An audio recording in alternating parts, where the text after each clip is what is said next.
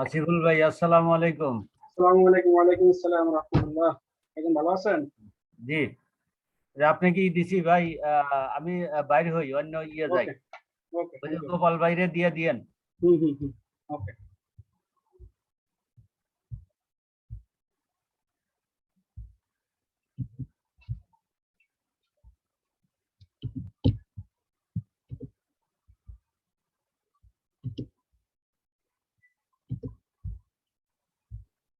আসিফুল ভাই, আসসালামু আলাইকুম রাহমাতুল্লাহ। হ্যাঁ কিরম আছেন? আলহামদুলিল্লাহ, আল্লাহর রহমত, এখন কিন্তু বেশ ভালো আছি। খুব পরিবারকে আসলাম অফিস থেকে। অফিস আজকে ভালোই তো করলেন? হ্যাঁ, আলহামদুলিল্লাহ। যাই। আমি তো কাল পরশু মনে হয় কালকে বাড়ি যাবো। আচ্ছা, আপনার তো উৎসব আছে। আসসালামু আলাইকুম আসিফ ভাই, আসসালামু আলাইকুম। ওয়ালাইকুম আসসালাম রাহমাতুল্লাহ। ভালো আছেন? জি আলহামদুলিল্লাহ ভাই। ভাই আমি তো হোয়াটসঅ্যাপ গ্রুপে এখনো আসলে সরি, আমি হোয়াটসঅ্যাপ গ্রুপের ইয়েটা আমার কাছে নাই, বুঝছেন? রবি আমি ভাইকে আজকে ফোন দিছিলাম, উনি বলছে যে অ্যাড করে নেবে, ওনাকে আমি আমার তাহলে হোয়াটসঅ্যাপের নাম্বারটা দেওয়া হয়েছে। তাহলে নিবে, হয়তো ব্যস্ত আছে। আমি ক্লিক করে নেবে। আমি এমনি ওই যে আমাদের ইয়েটা যে খুললো, জি জি। টেলিগ্রাম যিনি খুললো, ওখানে আমাকে অ্যাডমিন ডাকছে, আমি ওই জন্য লিঙ্কটা কপি করে সবাইকে মেইলে দিয়ে দিয়েছি, বুঝছেন? আচ্ছা আপনি আচ্ছা, টেলিগ্রাম পাইছেন? Telegram link? হ্যাঁ হ্যাঁ, টেলিগ্রাম পাইছি আমি। টেলিগ্রামে সব আপডেট পেয়ে যাবেন ইনশাআল্লাহ, সমস্যা নেই। হোয়াটসঅ্যাপে পাবেন, টেলিগ্রামে পাবেন। টেলিগ্রামে তো ফুল ভিডিও ডাউনলোড করে আবার ওই যে আমাদের সোহেল ভাই উনি দিয়ে দিচ্ছে।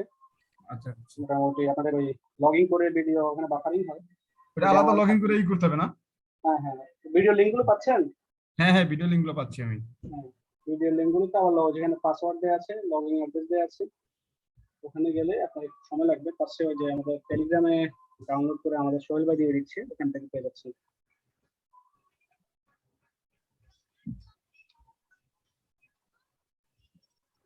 কয়েকজনের মেইল আইডিতে সমস্যা ছিল, দেখলাম অনেকে মেইল যাচ্ছে না। আমি আইসিবি কাজকে জানাইছি মেইলগুলো আপডেট করার জন্য, ওনাদের সাথে যোগাযোগ করে ওনারা মেইল পাচ্ছে কিনা একটু জানাবেন, যদি না পান তাহলে জানাবেন, আবার কথা বলবো আইসিবির সাথে। আসিফ ভাই লিস্ট দেখলাম তো অনেক বাড়লো, 157 জন হয়ে গেছে। হ্যাঁ, আচ্ছা, যে কয়েক সাবজেক্ট ওয়াইজ আছে তো, কয়েকজন কিছু কিছু সাবজেক্ট আছে। আচ্ছা আচ্ছা আচ্ছা, হ্যাঁ হ্যাঁ। কর্পোরেট ক্লাস হয়েছে কয়টা?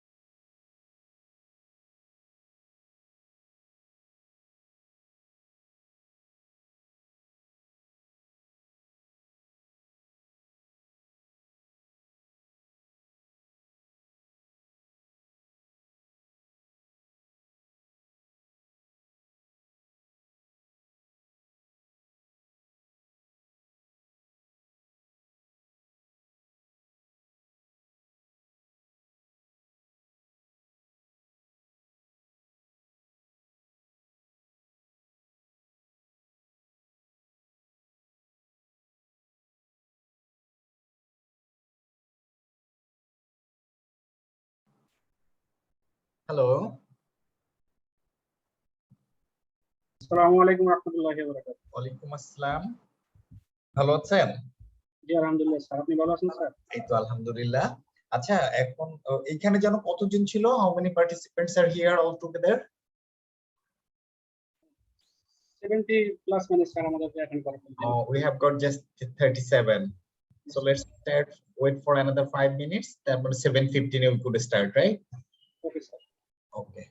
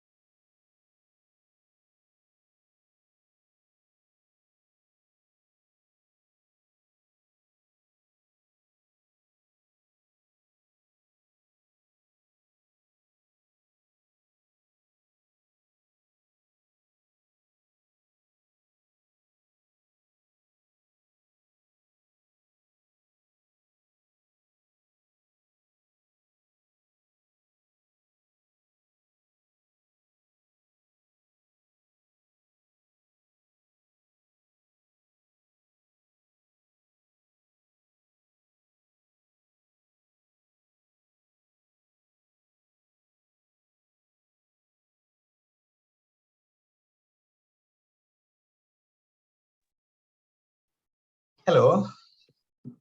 Yes, sir. Okay. So good evening, everyone. I hope you all are keeping fine. So let's get started with our second session, and it's very easy for me to get confused because I have to conduct two classes for two different sections. So therefore, I easily get confused and baffled with which section I am in. So can you please tell me where did I get to in our last class? আমরা কতদূর পর্যন্ত মানে complete করেছিলাম so far? Sir আমরা cost of differential পর্যন্ত শেষ করেছিলাম, আজকে কস্ট অফ ডেপথ থেকে শুরু করার কথা ছিল। Okay, fantastic. Thanks for the input. So let's get started with cost of debt. You see, remember in our previous class, we did discuss about the capital structure. Broadly, capital structure comprises of equity and debt. And we have seen so far that how to calculate the cost of equity using the dividend model and CAPM model. Also, we have touched upon a bit on the cost of preference share. Cost of preference share could be either part of equity or part of debt, depending on the nature, like redeemable or irredeemable. Now, let's talk about debt. There are two types of debt. One is redeemable, another is irredeemable. So let's talk about the irredeemable first. Irredeemable calculation of, just 1 second.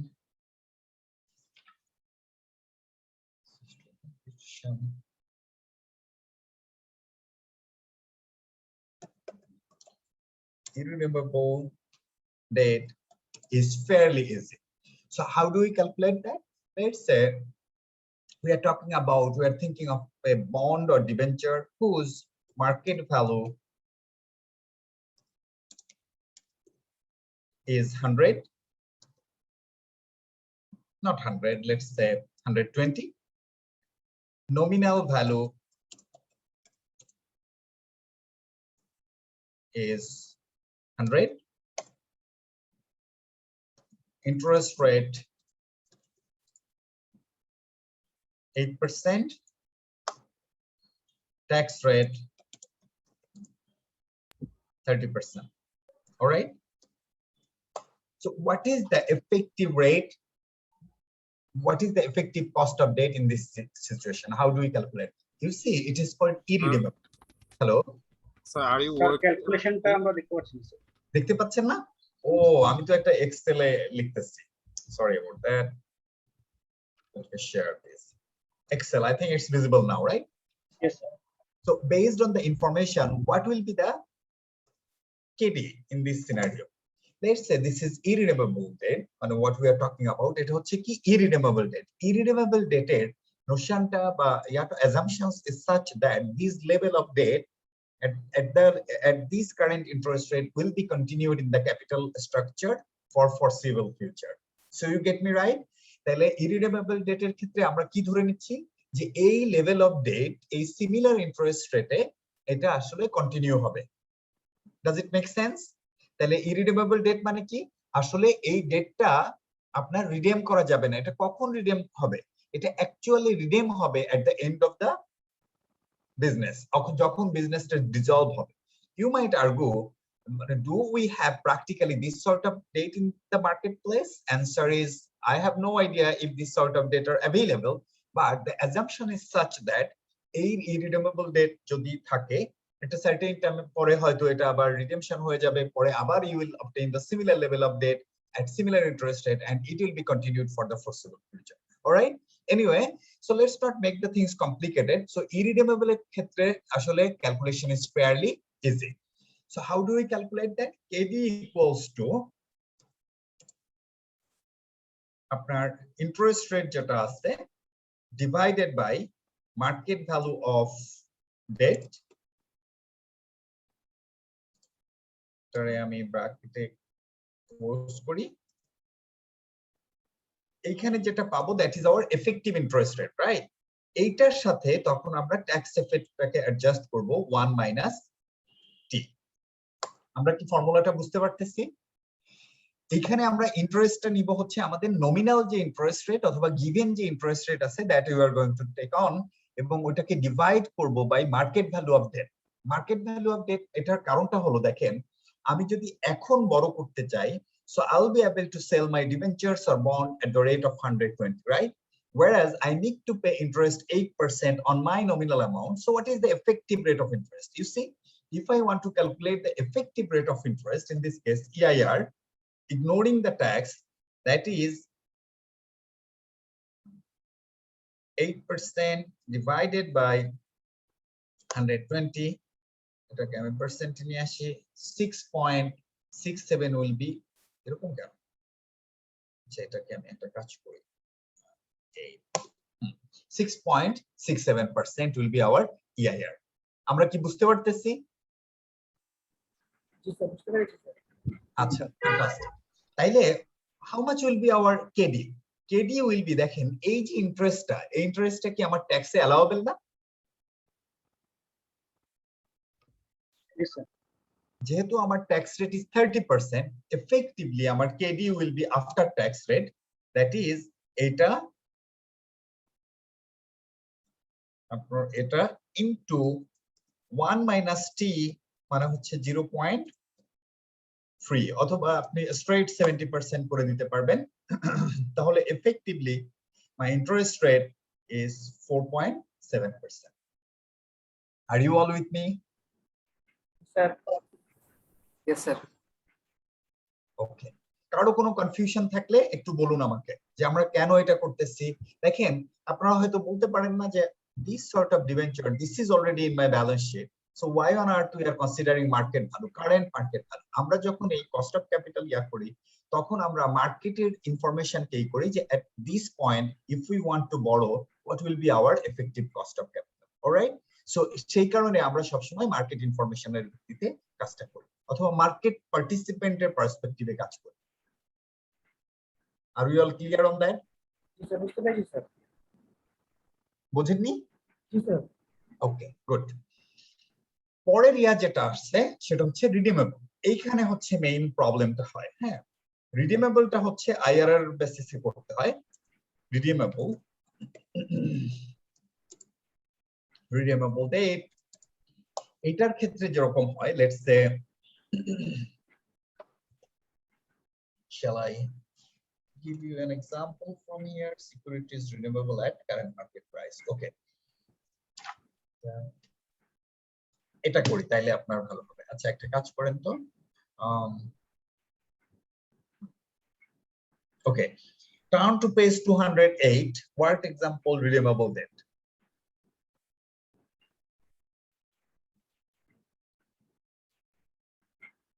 বের করেছেন? জি sir. ওকে, এইখানে দেখেন, if a company's debenture stock is quoted at 65.75%, coupon interest is 9% per annum just been paid, and redemption in 10 years time at par, then what is the cost of debt capital as an annual rate using the trial and error and linear interpolation? তাহলে এই ক্ষেত্রে দেখেন, interesting ব্যাপার হচ্ছে, let me summarise the information. আপনার nominal value কত? ওই bond বা ডেটের নমিনাল ভ্যালু কত বলেন তো? 100। অলরাইট, কিছু বলা না থাকলে আপনি ধরে নেবেন nominal value is 100।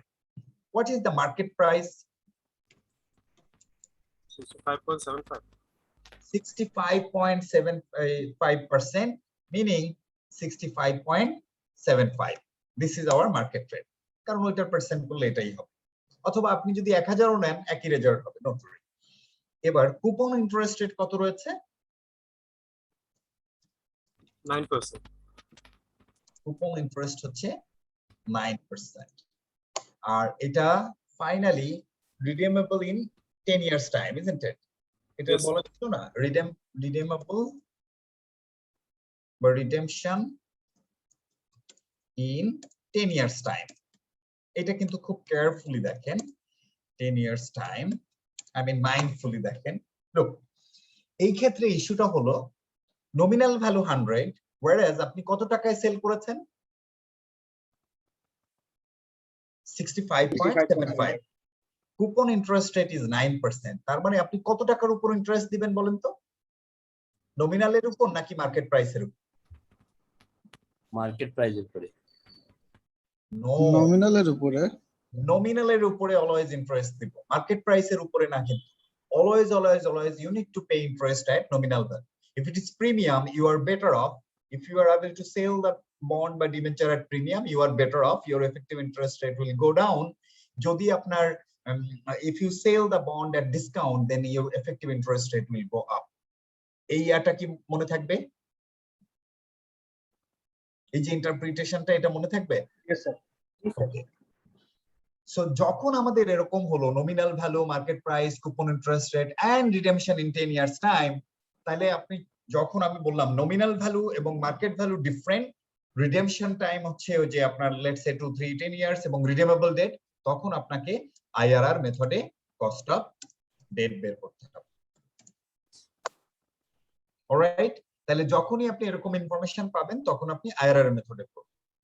IRR method যখন আমরা ক্যালকুলেট করতে যাই তখন আমাদের ইয়াটা কি বলেন তো? আমাদের হচ্ছে দুইটা রেট আমরা নেই, দুইটা রেট নিয়ে দেন হচ্ছে আমরা আইআরআর ক্যালকুলেট করি, তাই না? যদি আমি দুইটা নিতে চাই, আমি how do I obtain this two rates? আমি কিভাবে দুইটা রেট নিতে পারবো? আপনারা পরীক্ষা দেন ভেরি ম্যানুয়ালি, তাহলে এই ম্যানুয়ালি যদি আমি পরীক্ষা দিতে চাই তাহলে আসলে আমাকে দুইটা রেট কারেক্টলি আইডেন্টিফাই করতে হবে, তাই না? তাহলে দুইটা রেট যখন আইডেন্টিফাই করব, দেখেন রেট আইডেন্টিফিকেশনের প্রসিডিউরটা আমি দেখাচ্ছি। আমাদের again nominal value 100, market price 65.75, coupon interest rate 9%, whereas আমাকে ইয়া দিতে হবে হচ্ছে nominal ভ্যালুর উপর, meaning আমার effective interest rate is higher. এটা কি বোঝা যায়? না, আবার বলি, আপনি 100 টাকার বন্ড কয় টাকায় বিক্রি করেছেন? 65.75, রাইট। আর ইন্টারেস্ট কত দিচ্ছেন? 9। তাহলে আমার এফেক্টিভলি আমার ইন্টারেস্ট রেট কত? 9 ডিভাইডেড বাই 65 পয়েন্ট এত, তার মানে 13%, রাইট, 13.7%। আর এটা যে রিডেমশন হবে এট পার, যদি রিডেমশন আরো বেশিতে হতো তাহলে কিন্তু আপনার এখানে আরো ইয়া বেড়ে যেত, এফেক্টিভ ইন্টারেস্ট রেট আরো বেড়ে যেত, রাইট? তাহলে এইটা যখন হলো, তাহলে আমি বললাম আমার 9% হচ্ছে কুপন রেট, আর এফেক্টিভ ইন্টারেস্ট রেট আমি দেখতেছি 13.7%। তাহলে আমার আইআরআর যদি বের করতে হয়, আমি বুঝতেছি যে আমার এটা হায়ার হবে। তাহলে আমি what if I take let's say 12% at lower end, আর আমরা গ্যাপ দিব হচ্ছে 17%, মানে 5, তার মানে 17% at higher end। আমি তো এরকম নিতেই পারি, নেওয়া যায় কিনা? জি স্যার। আমরা কি বুঝতে পারছি mechanism of selecting two rates? G sir. Okay, everyone? G sir. Okay. Alternatively, আপনি আরেকটা কাজ করতে পারেন, এইটা নিয়ে কিন্তু মানে ম্যাক্সিমামই সমস্যা হয় আর কি স্টুডেন্টদের, যে আসলে রেট কোনটা নিব। দেখেন এইখানে কিন্তু ইউ গট অ্যান আইডিয়া যে আমাদের রেট কত হয়েছে, 14%। Okay, so it should further be higher because duration is 10 years. So আমি এটাকে হয়তো ওরকম 14% could be your lower end. Let's say আমি আপনাদেরকে কাজটা ইজি করলাম, 14% is your lower end, 19% is your higher end. That could be another mechanism. Okay, so let's deal with these. এখন আমাকে একটা ক্যাশ ফ্লো ডিটারমিন করতে হবে। ক্যাশ ফ্লো ডিটারমিনের আমরা ইয়াটা কি করব, আমরা let's say this is my year, এখানে হচ্ছে ক্যাশ ফ্লো, তারপরে হলো ডিসকাউন্টিং ফ্যাক্টর হচ্ছে লেটস সে কত, 12%, আমরা কত নিছি জানো, 14%। তারপরে হচ্ছে আমার পিভি, তারপরে discounting factor is 19% and then PV. Okay, আমি যেভাবে সলভ করি, একটু আজানটা শেষ হয়ে যাক, হ্যাঁ প্লিজ। Okay sir.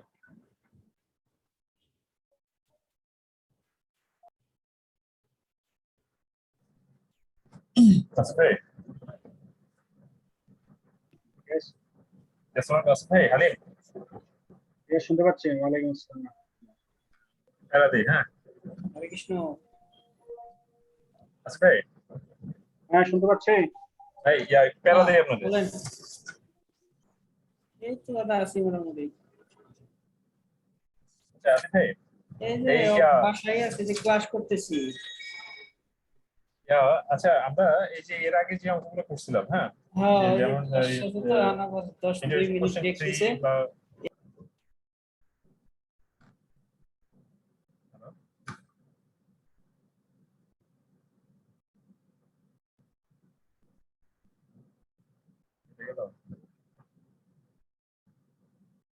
আমার কথা শোনা যাচ্ছে আজকে? শুনতে পাচ্ছি। আচ্ছা ভাই, যে এখন এই সেখানে আমরা যে ওই যে গ্রুপ দিয়ে যে অঙ্কগুলো করছিলাম আর কি, যেমন আমরা গ্রোথটা বের করার জন্য যে যে 4 দিয়ে, যেমন ইয়াতে যেটা ছিল ওয়ার্ক এক্সাম্পল আপনার 1.7 এ যেটা ছিল, হ্যাঁ, তো এখানে এই যে এটা যদি ধরুন 3 বছর বা ধরেন 7 বছর বা 5 বছর হয়, দেন এটা কিভাবে করবো? এটার কি কোনো মানে আমি এটা আসলে ওই যে বুঝতেছিলাম আপনি না। যদি সায়েন্টিফিক ক্যালকুলেটর হলে ওখানে আপনার ইয়েটা আছে, যেমন ওখানে দেখবেন রুটের ফাংশন আছে, বুঝছেন? তাই? হ্যাঁ, সায়েন্টিফিক ক্যালকুলেটর রুটের ফাংশন আছে। আপনি স্কোয়ার এবং কিউব আলাদাভাবে আছে, এছাড়া মোর দেন কিউব, ওটা 2 4 5 6 এগুলো সবই আপনি ওখান থেকে কাজ করতে পারবেন। কোন বাটনটা কাজ করে ধরেন একটু আমাকে একটা আইডিয়া যদি দিতে পারেন? ক্যালকুলেটর না দেখলে বোঝা যাবে না, কারণ আমার scientific সামনে ক্যালকুলেটর আছে, আমি আপনাদের একটা স্ন্যাপ তুলে পাঠাই, হ্যাঁ, এই হোয়াটসঅ্যাপে দিয়ে আপনি একটু যদি ইয়া করেন, স্যার আসতে আসতে আর কি। okay.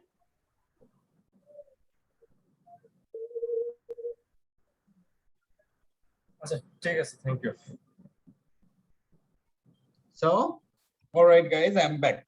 তো এইটা দেখেন আমরা কিভাবে করব। দেখেন বইয়ে আপনার বিভিন্ন ভাবে থাকতে পারে, আপনি আপনার মানে এই কনসেপ্টটা you might follow if you like, otherwise যদি ইফ ইউ হ্যাভ বেটার আপনি সেটাও করতে পারেন, ডোন্ট ওয়ারি। লেটস সে আমাদের জিরো টাইমে আমরা যদি কোম্পানির পার্সপেক্টিভে, ইউ সি দ্যাট আমরা যে কস্ট অফ ডেট ক্যালকুলেট করার চেষ্টা করতেছি, এটা হচ্ছে ফ্রম কোম্পানি পার্সপেক্টিভ, রাইট? আমরা কিন্তু ইন্ডিভিজুয়ালের পার্সপেক্টিভে না। সো কোম্পানির পার্সপেক্টিভে at zero time company should sell the bond at the rate of কত 65.75, and that will be the inflow from company's end. এটা কি আপনি এগ্রি করেন? হ্যালো জি স্যার। স্যার আবার যদি একটু বলবেন স্যার।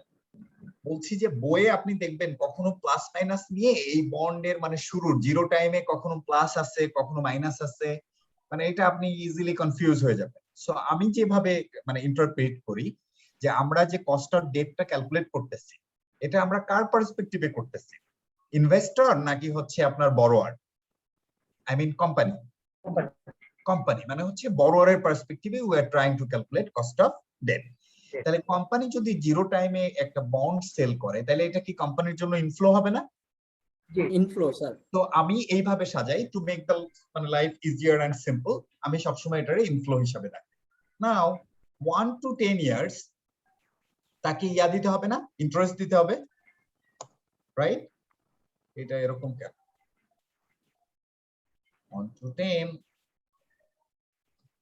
ওকে। এইখানে হচ্ছে তাকে ইন্টারেস্ট দিতে হবে কত করে, 9 করে হচ্ছে আপনার ইন্টারেস্ট যাবে, sorry it will B outflow, sorry.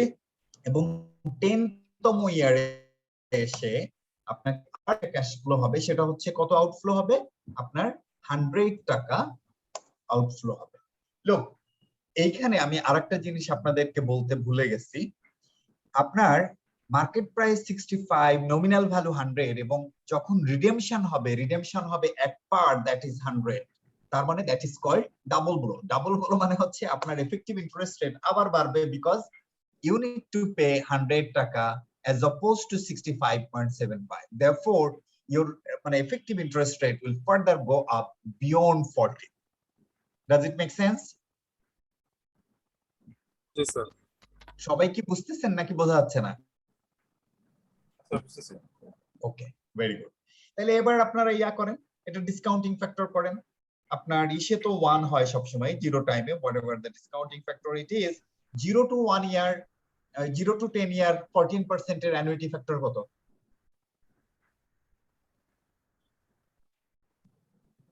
এটা এরকম না, 1 minus 1 ভাগ 1.14 or 10 divided by point on something like that. এটা কি এরকম হয়? স্যার আমাদের কাছে টিভির ইয়াটা নাই, আপনি একটা করে ধরে করে যান। না কিন্তু আমি একটা ধরে আপনারা এটা কি রকম বলেন? স্যার শীটটা এই মুহূর্তে সামনে চোখের সামনে নাই আর কি। না কেন আপনারা ক্যালকুলেটরে করবেন? ক্যালকুলেটরে স্যার হ্যাঁ সেটা করা উচিত। এটা তো এরকম হলে কি হবে নাকি বলেন? এরকম হওয়ার কথা। হ্যাঁ, এবার হচ্ছে কারণ এটা তো আমি ফাইনালি ঠিক মতন সলভ করতে না পারলে মুশকিল না। 1.14 to the power 10,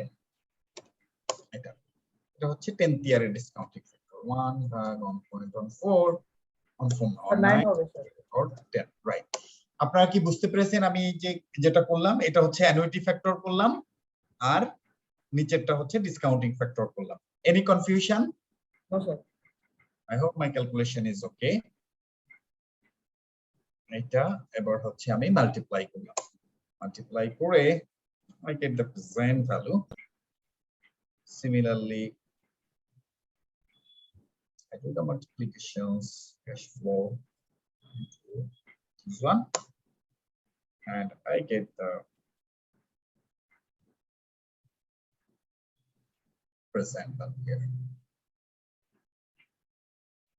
Okay.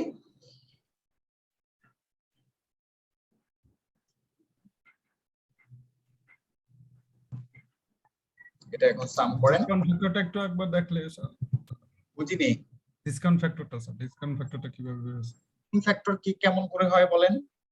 Sir 1 divided sir যে 1.14, হ্যাঁ, তারপর কি স্যার পাওয়ার n স্যার নাম্বার হ্যাঁ, পাওয়ার 10 পাওয়ার 10 পাওয়ার পাওয়ার 10। আচ্ছা স্যার, তারপর এই স্যার এরকম হলো কেন বলেন তো? 14 এবং 19। ও এটা তো অন 4 হবে, বুঝছেন? স্যার এখানে যেটা টেবিলে দেওয়া আছে সেটা হলো ওয়েট টেবিল লাগতেছে না। এবার দেখেন তো ঠিক আছে কিনা। এই যে 5.216 এটা হচ্ছে 14% এ, আর ইসে 19% এ 4.339। ঠিক আছে স্যার। হ্যাঁ ঠিক হওয়ারই কথা। ওই যে আমি তো ফর্মুলায় ভুল করেছিলাম। হ্যাঁ আমি ফর্মুলার জন্য স্যার একটু কনফিউজ ছিলাম স্যার। হ্যাঁ বাট এটা একটু আপনারা ইয়া করেন, মানে যে ক্যালকুলেটরে আপনি একটু সুপার ইয়া হতে হবে, এক্সপার্ট হতে হবে। তাহলে দিস ইজ আওয়ার এনপিভি। এটা নিয়ে কি কারো কোনো ইয়া আছে, প্রবলেম আছে? দেখেন আমরা আইআরআর বের করার জন্য যে কাজটা করি, দুইটা রেট আপনারা তো অলরেডি নলেজ লেভেলে মানে you should have done this, যে একটা রেটে হচ্ছে লোয়ার হবে আর একটা রেটে হায়ার হবে। So what is the formula of IR বলেন তো? I forget usually. ওটা কি? আমরা নিব হচ্ছে লোয়ার রেট, তাই না? প্লাস কি higher rate PV at higher rate divided by higher rate plus lower rate PV. Higher rate minus lower rate. higher rate minus না হ্যাঁ higher rate minus lower rate. Sir, plus PV at lower rate minus PV at higher rate. এটা মনে হয় higher rate plus lower rate এর PV, হ্যাঁ এরকম। হ্যাঁ এটা আর হলো তার সাথে হচ্ছে আপনার ডিফারেন্সিয়াল আর, ডিফারেনশিয়াল। তাই না? 19 এরকম। minus 14 যেটা। হ্যাঁ তাহলে এবার বল আমাদের লোয়ার রেট কত ছিল? 14%, রাইট? 14 প্লাস হ্যাঁ ওই যে 14 নিলাম, প্লাস পিভি এট হায়ার রেট বলেন কত? হায়ার রেটে কত ছিল? 9.1 ডিভাইডেড বাই এটা হচ্ছে এইটা মাইনাস এটা, তার মানে এটা প্লাস হয়ে গেল, তাই না? জি। এটা নিলাম, এটার সাথে মাল্টিপ্লাই হবে হচ্ছে দুইটার ডিফারেন্সিয়াল, সেটা হলো 19 মাইনাস 14 অর 5। আমাদের এটা হয় 16.64, ওনাদের হচ্ছে 16%, so it's fine. 16.64 is acceptable. আমরা কি বুঝতে পারছি যে হাউ ডু উই ক্যালকুলেট দা মানে কস্ট অফ ডেট, মানে in case of redeemable bond বা ডিবেঞ্চার? কারো কোনো কনফিউশন আছে কিনা for the entire process?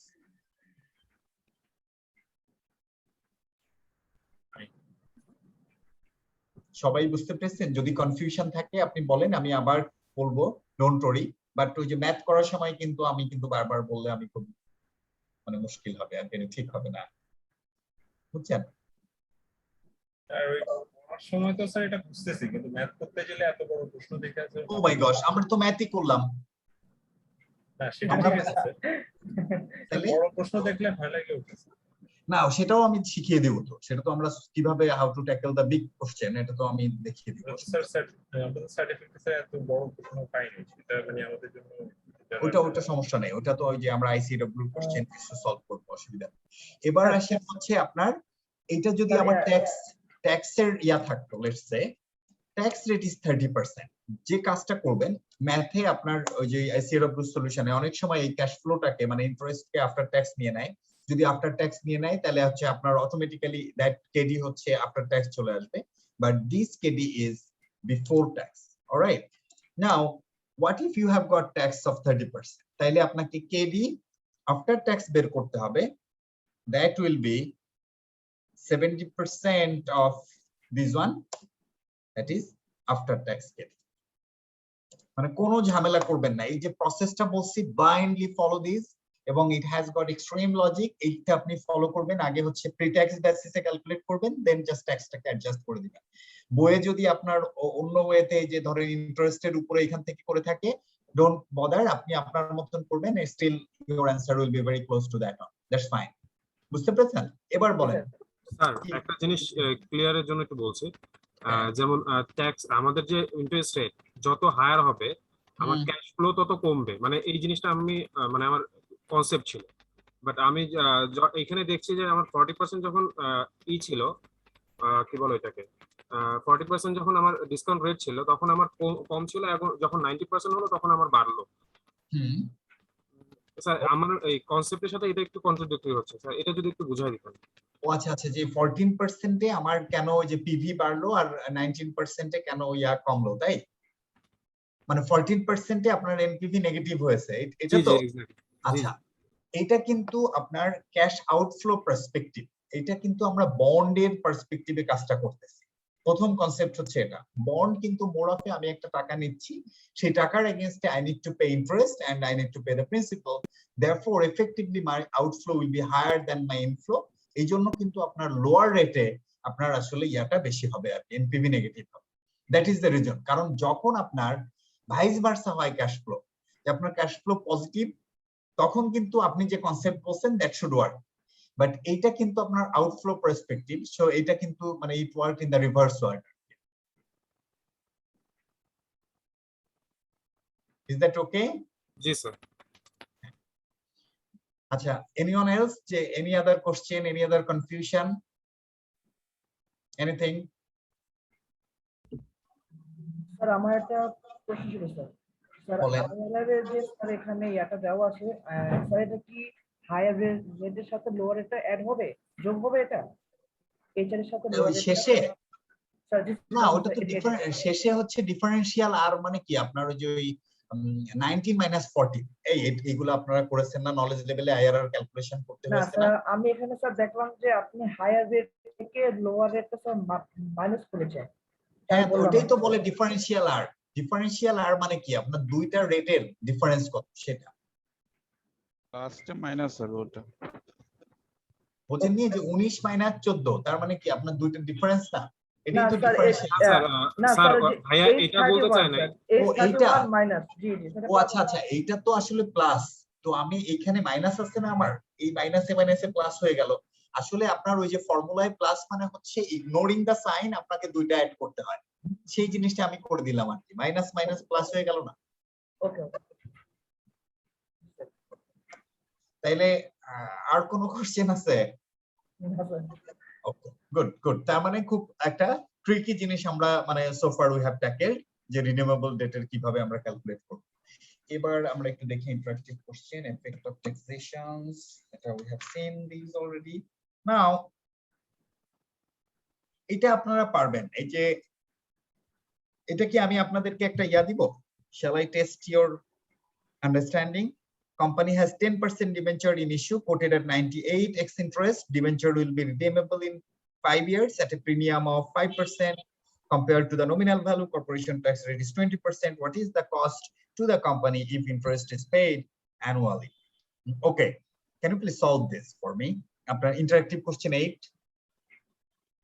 Sir যদি একটু পেজ নাম্বারটা বলতেন স্যার, পেজ নাম্বার। এটা হচ্ছে 210। হ্যাঁ, আপনারা তো আসলে অনেক আরামে থাকতে পছন্দ করেন, কিন্তু এইটা একটু করেন, 210 এর ইন্টারেক্টিভ কোশ্চেন 8 এটা একটু আমাকে 5 মিনিটের মধ্যে করে অ্যানসারটা বলেন।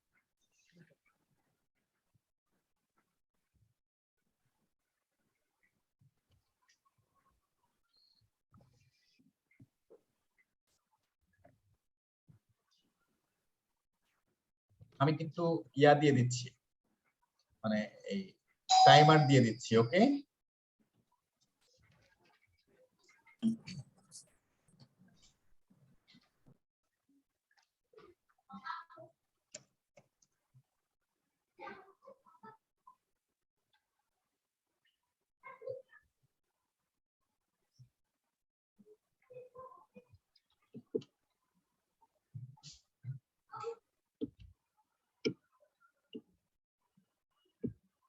So time has started. আপনারা এই করেন।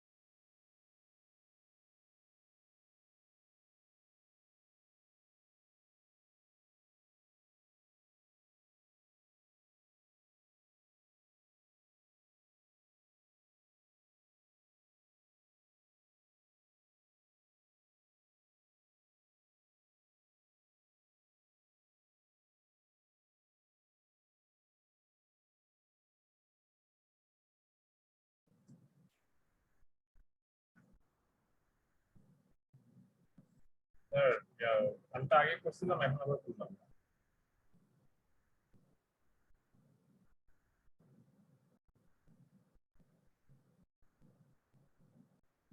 জি করেছেন? জি স্যার। শেষ? হ্যাঁ 8.8 স্যার বাসায় করছিলাম। সবার হয়েছে?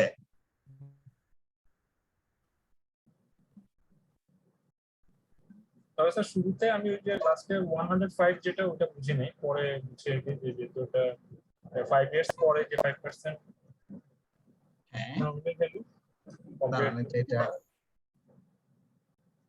আচ্ছা সবাই করেছেন নাকি অন্য কেউ তো কিছু বলে না? আপনারা সিরিয়াস? আচ্ছা ঠিক আছে, let me help you out. দেখেন এইটা যেটা করতে হবে এটা হচ্ছে to further cementing our understanding. হ্যাঁ, আমাদের 10% ডিবেঞ্চার ইস্যুড এট 100, সো আমাদের ডিবেঞ্চারের নমিনাল ভ্যালু কত? মার্কেট ভ্যালু কত?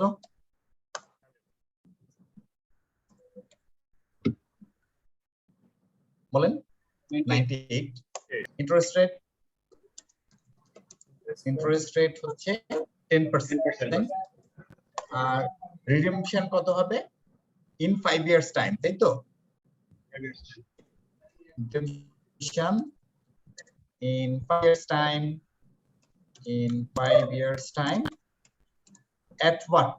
Redemption at 5% premium. তার মানে 100 টাকার বন্ড কয় টাকায় আমাকে পেমেন্ট করতে হবে? 105 টাকা। এখন আপনি বলেন, আগের কনসেপ্ট অ্যাপ্লাই করেন, নমিনাল ভ্যালু কত? 100 টাকার বন্ড আমি বিক্রি করে কয় টাকা পাচ্ছি? 98। Whereas I need to pay interest at the rate of 10% on nominal value, meaning my effective interest rate will go, বলেন, my effective interest rate will go up or go down? Go up. Yes. So why are you so hesitant? এটা তাহলে effective, আমি যদি এখানে একটা calculate করি, তাহলে আমার effective interest হচ্ছে 10.20। ফার্দার যখন রিডেমশন হবে তখন হচ্ছে আবার দেখেন কত হচ্ছে? 105 টাকা। তার মানে কি effective interest rate আসলে বেশি হবে না? So আমি হচ্ছে it's guaranteed my effective interest is more than 10%, আর এখানে 10.2। আচ্ছা ঠিক আছে, let me take 10% একটা, আর একটা হচ্ছে মেবি 15%, অথবা আপনি নিতে পারেন 11%, 16%। আপনি দেখছেন এই যে এইভাবে যদি আপনি নেন, it's fairly certain যে আপনার রেঞ্জটা it will work. Make sense? তাহলে এইভাবে আমরা দুটো নিয়ে ওই যে আগের মতন ক্যাশ ফ্লো প্রোফাইল করে ফেলবো। ডান, পারা যাবে? Hello, good. তাহলে আর আমরা এটা করলাম না। পরের এক্সাম্পলটা যেটা আছে সেটা হচ্ছে কনভার্টিবল ডিবেঞ্চার। কনভার্টিবল ডিবেঞ্চারটা হচ্ছে খুব ইন্টারেস্টিং। স্যার আমার একটা প্রশ্ন আছে। প্রশ্ন থাকলে বলে ফেলেন। স্যার যেহেতু আমরা কোম্পানির পার্সপেক্টিভে জিনিসটা করতেছি, আর আমাদের আইআরআর বেরোচ্ছে উপরের অঙ্কটাই সাপোজ 16%, জি, তাহলে কোম্পানি মানে কত রেটে আসলে কুপন ছাড়তে, মানে কোনটা কুপন, কত রেটে কুপন ছাড়লে কোম্পানির জন্য লাভ হবে? না 16 এর কমে না বেশিতে? না, সি, কোম্পানি 9% ইন্টারেস্ট রেটই এই বন্ড ইস্যু করেছে, বাট এফেক্টিভলি তার ইন্টারেস্ট রেট হয়ে গেছে 16%। ইট মিন্স কোম্পানির এস্টেট আসলে খুব বেশি ভালো নাই। কোম্পানির যদি ভালো হইতো 100 টাকার বন্ড ওর 65 টাকায় বিক্রি হইতো। অলরাইট, এবং এর যে 9% ইন্টারেস্ট কুপন যে রয়েছে, এটা ভালো মন্দের ইস্যুস না, এর এফেক্টিভলি ওর রেট হয়ে গেছে 16.64%। এটা হচ্ছে আমরা কস্ট অফ ক্যাপিটাল ক্যালকুলেট করতেছি। সো এই কোম্পানির অবস্থা ভালো না বলেই হচ্ছে এটা। যদি ওর অবস্থা ভালো হতো তাইলে সে এটা হয়তো প্রিমিয়ামে সেল করতো, এবং ওই যে ওইটা হয়তো অ্যাট পারে আপনার ইয়া করতো, ওই যে রিপেমেন্ট হতো, রিডেমশন হতো, তখন ওর effective interest rate would go down. বোঝা গেছে? জি স্যার, ঠিক আছে, ওকে স্যার। তাহলে এখন হচ্ছে let's talk about convertible debenture. Convertible debenture হচ্ছে সামটাইমস ডিবেঞ্চার বা bond, it comes with the conversion option. This is called adding the sweetener with the debenture in order to make it more lucrative in the market. তার মানে আমরা যে bond যেটা আমরা একটু আগে দেখলাম, that is called straight bond. এটাকে কি বলা হয়? স্ট্রেইট বন্ড বা স্ট্রেইট ডিবেঞ্চার। আর কনভার্টিবল ডিবেঞ্চার, এটা ফাইন্যান্স ওয়ার্ডে বলা হচ্ছে you are adding some sweetener to the straight bond to make it more কি ইন্টারেস্টিং। আপনি এটা হচ্ছে in order to attract the investors, আপনি এটাকে সুইটনার অ্যাড করছেন। So it could, an example could be, let's say আপনার একটা bond, তার নমিনাল ভ্যালু হচ্ছে 100 এবং market value is let's say 120। Alright, interest rate is 9%, এবং এটা বলছে redemption time, redemption in 3 years at par or can be converted into equity, converted into 10 equity shares, এরকম একটা এক্সাম্পল দিয়ে দিলাম। অলরাইট, তাইলে ওর কি একটা অপশন আছে না, redemption in 3 years time at par, either at par or can be converted into 10 equity shares। তার মানে সে আইদার ওইটাকে রিডেমশন করে ফেলতে পারে অথবা ওইটাকে 10টা ইকুইটি শেয়ারে কনভার্ট করে ফেলতে পারে। এরকম যখন সিচুয়েশন হবে, এই যে আপনার কনভার্সন অপশন যেটা, you need to evaluate it at first. তার মানে যদি আমি রিডেমশন করি, either I can redemption at par which is 100 or I can convert it into 10 equity shares। এখন আমাকে দেখতে হবে শেয়ারের ভ্যালু কত। লেটস সে শেয়ারের ভ্যালু হচ্ছে কারেন্টলি 10 পার শেয়ার, এবং শেয়ারের ডিভিডেন্ড গ্রোথ বা শেয়ারের যে growth history reflects 2% growth is there. তাইলে আমাদের শেয়ারের দাম 3 বছর শেষে কত হবে বলেন তো? 10 into 1 plus 2% to the power 3, right? এটা তো বেশি হয়ে গেছে, এটা হবে হচ্ছে, just sorry about that, 1 plus 2% to the power 3, এইটাকে আমি বাদ দিয়ে দিই। এরকম হয়ে গেল 10.61 maybe। So 0.02 2%, মানে সামথিং লাইক দ্যাট। হ্যাঁ, এইটা আমরা এটা মানে বেশি কম হয়ে গেছে, বুঝছেন? লেটস সে এটারে আমি 10% করে দিই, তাহলে আসলে ভালো হবে। 10% যদি করি তাহলে এটা হবে হচ্ছে, লেটস সে এটা 10% হারে বাড়বে এরকম, তাহলে হচ্ছে আপনার এরকম একটা ভ্যালু। বুঝে গেছে? হ্যালো, তাহলে এইটা আমাদের হচ্ছে মনে করেন এই শেয়ারের ভ্যালু হলো এটা 3 ইয়ার্স পরে। তাহলে কয়টা শেয়ারে সে কনভার্ট করতে পারবে? 10টা। 10টা শেয়ারের ভ্যালু কত হবে? এইটা টাইমস 10, তার মানে হচ্ছে 100.1। হুইচ ওয়ান ইজ হায়ার বলেন? রিডেমশন এট, কিন্তু আমার কাছে মনে হচ্ছে somewhere this calculation is not quite right। হ্যাঁ, মানে এটা তো এরকম হওয়ার কথা না। জি স্যার, 10% বাড়লে তো 100 টাকায় 10 টাকা, হ্যাঁ, সেটাই তো। 3 বছরে তো আরো বেশি হবে। দাঁড়ান, ব্র্যাকেটটা স্যার 3 এর আগে হবে। এই যে এবার ঠিক আছে, বুঝছেন? এই যে C I'm becoming dumb, sorry about that। এটা আসলে এরকম। অলরাইট, সো এটা হচ্ছে 1.1 to the power 3, তাহলে এটা হলো 133.1। এবার বলেন কোন অপশনটা নেবে, মানে এনি রিজনেবল ইনভেস্টর সে আসলে কোন অপশনটা নেবে, 100 নাকি 103.1? মানে সে কি 100 টাকা দিয়ে রিডিম করবে, নাকি সে ওই কনভার্সন এক্সারসাইজ করবে, করে 10টা শেয়ার নিবে, সেই 10টা শেয়ারকে দেন সেল আউট করে 133 টাকা 10 পয়সা সে রিকভার করবে? বলেন তো কোনটা করবে সে? Any reasonable investors would definitely exercise এবং try to maximize his wealth, that is 133.1। তাহলে এই ক্ষেত্রে আমরা কিন্তু IRR ইউজ করব, বাট আমরা অলওয়েজ এই কনভার্সন নিব হায়ারটা, কারণ আমাদের অন দ্য অ্যাজাম্পশন দ্যাট যে আপনার যে ইনভেস্টর আছে he would exercise this conversion option। Alright, আমরা কি বুঝতে পারতেছি কনভার্টেবল ডিবেঞ্চার হলে আমাকে কি কাজ করতে হবে? এখানে একটা এডিশনাল স্টেপ বের করে আপনার রিডেমশন ভ্যালুটা বের করতে হবে। Is it all right to you? Yes sir। Okay. এবার আসেন interactive question 9, let's solve the math on convertible bond। A company has 8% convertible loan stock currently quoted at 85x interest. The loan stock is redeemable at 5% premium in 5 years time, or can be converted into 40 ordinary shares at that date. The current market value of X dividend share price is 2 with a dividend growth of 7%. So let's deal with this। তাহলে এইটা আমরা বললাম interactive question 9, আমরা we are gonna solve this। বলুন তো, a company has a convertible bond, এটার nominal value কত? 100, right? R market value 85 good, you are responding, meaning you are understanding। আপনার interest rate কত? 8%. 8%, very good, 8% নিলাম। এবার আপনার যে ইয়া আছে রিডেমশন 5 ইয়ার্স টাইমে redemption 5 years 105. time premium 105 either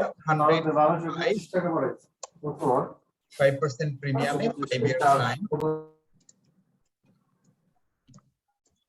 or can be converted into or 40 shares. আমি জাস্ট এটা লিখে দিই 40 shares.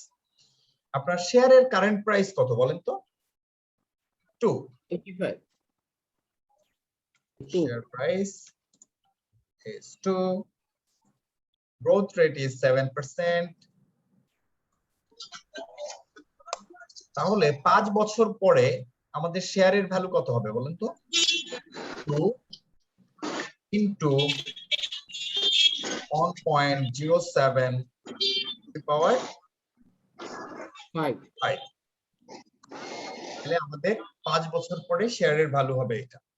Total number of shares রয়েছে 40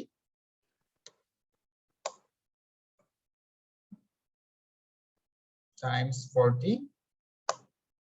তাহলে বলুন তো কোনটা হবে রিডেমশন ভ্যালু কোনটা হবে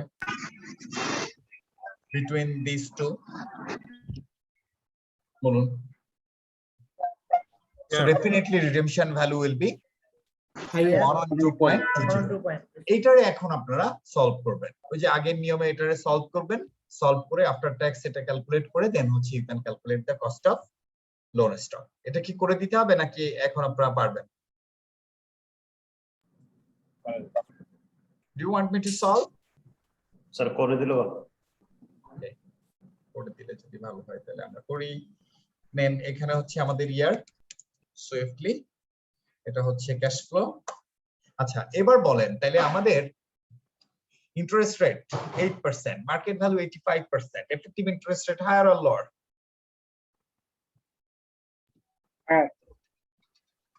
What is the effective interest rate ignoring the redemption value?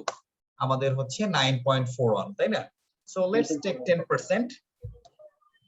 All right, 10% PV আরেকটা কত নিব 15% PV. Okay, দেখি এটা কাজ করে কিনা। It should work.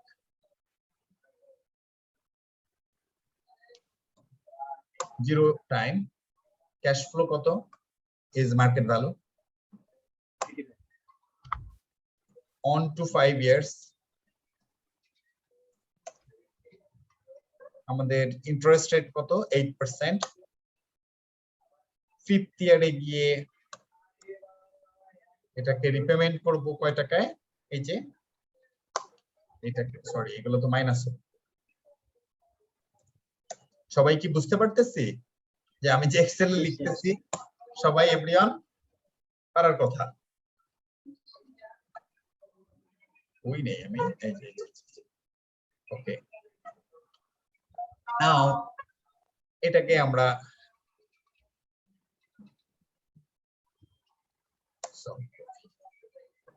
so 1 divided 1 minus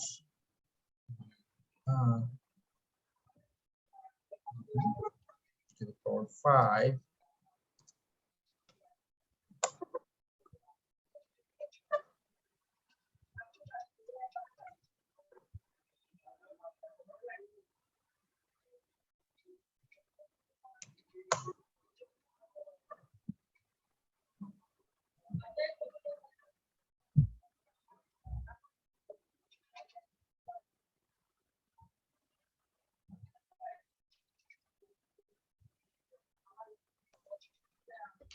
okay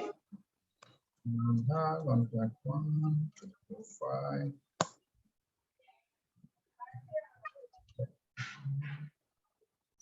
5 to the power 5. Okay, আমরা এটা নিয়ে নিলাম নিয়ে let's multiply these two and you get the B and this one multiplied by this one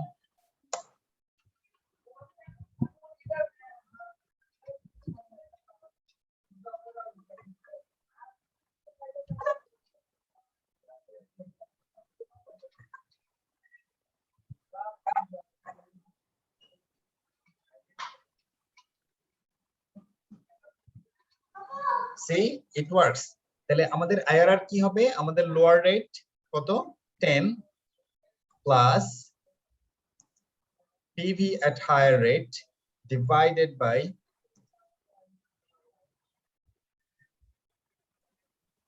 এটা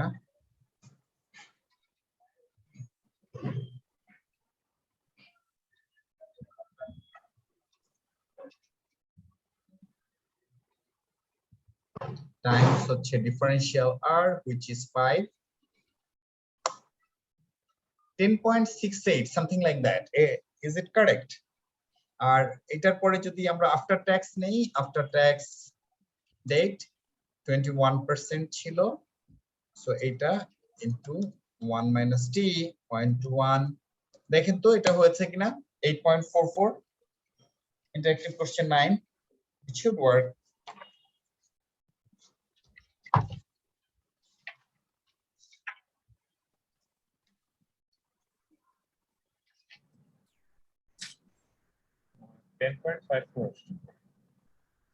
এরকম হলো কেন? 85 1 to 5 আমরা নিলাম 5 আইআরআর আসছে 13.34 হ্যাঁ, কিন্তু এই যে এইখানে তাহলে কি আমাদের কোথাও ভুল হয়েছে? এইখানে সোফার এই ক্যালকুলেশন ঠিক আছে, আমরা নিলাম হচ্ছে আইআরআর রেট ও আচ্ছা এইটা তো আসলে let's say if I take this one এরকম স্যার ডিসকাউন্টিং ফ্যাক্টরের যে ক্যালকুলেশনটা সেটা একটু চেক করলে ভালো হতো।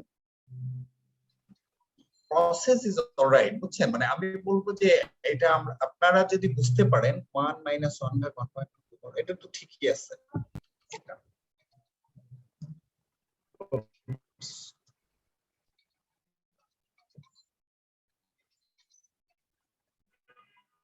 Just one second.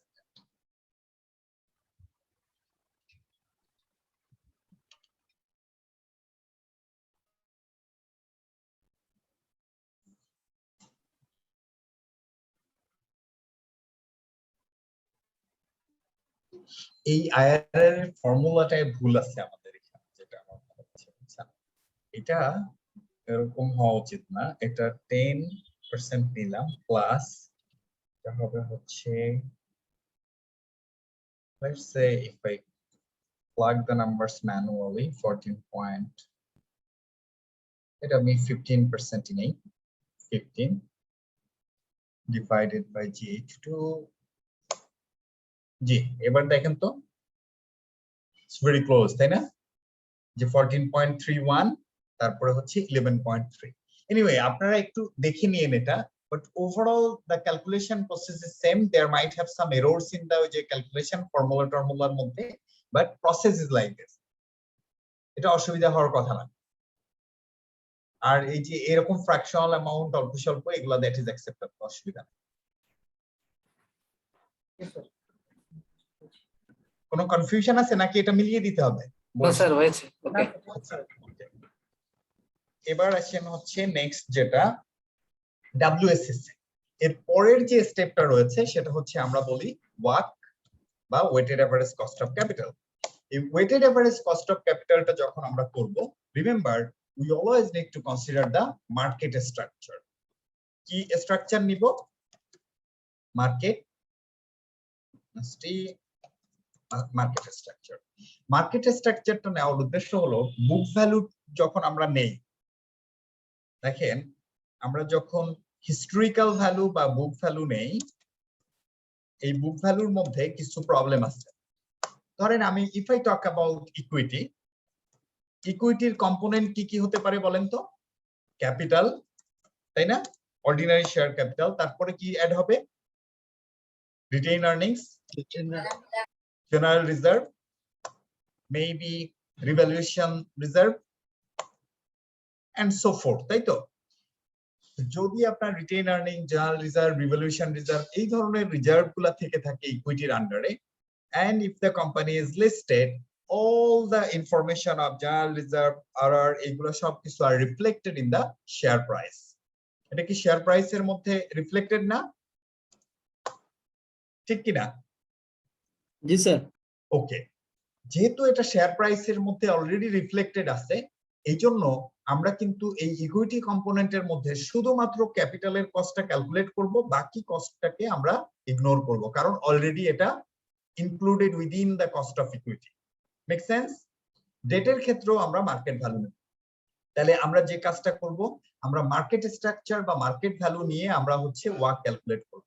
সো আমরা এই ক্ষেত্রে ইকুইটি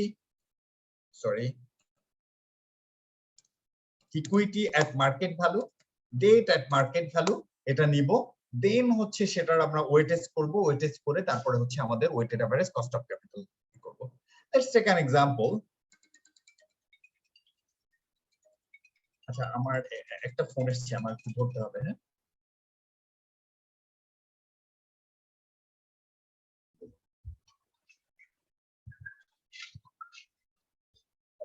হ্যাঁ,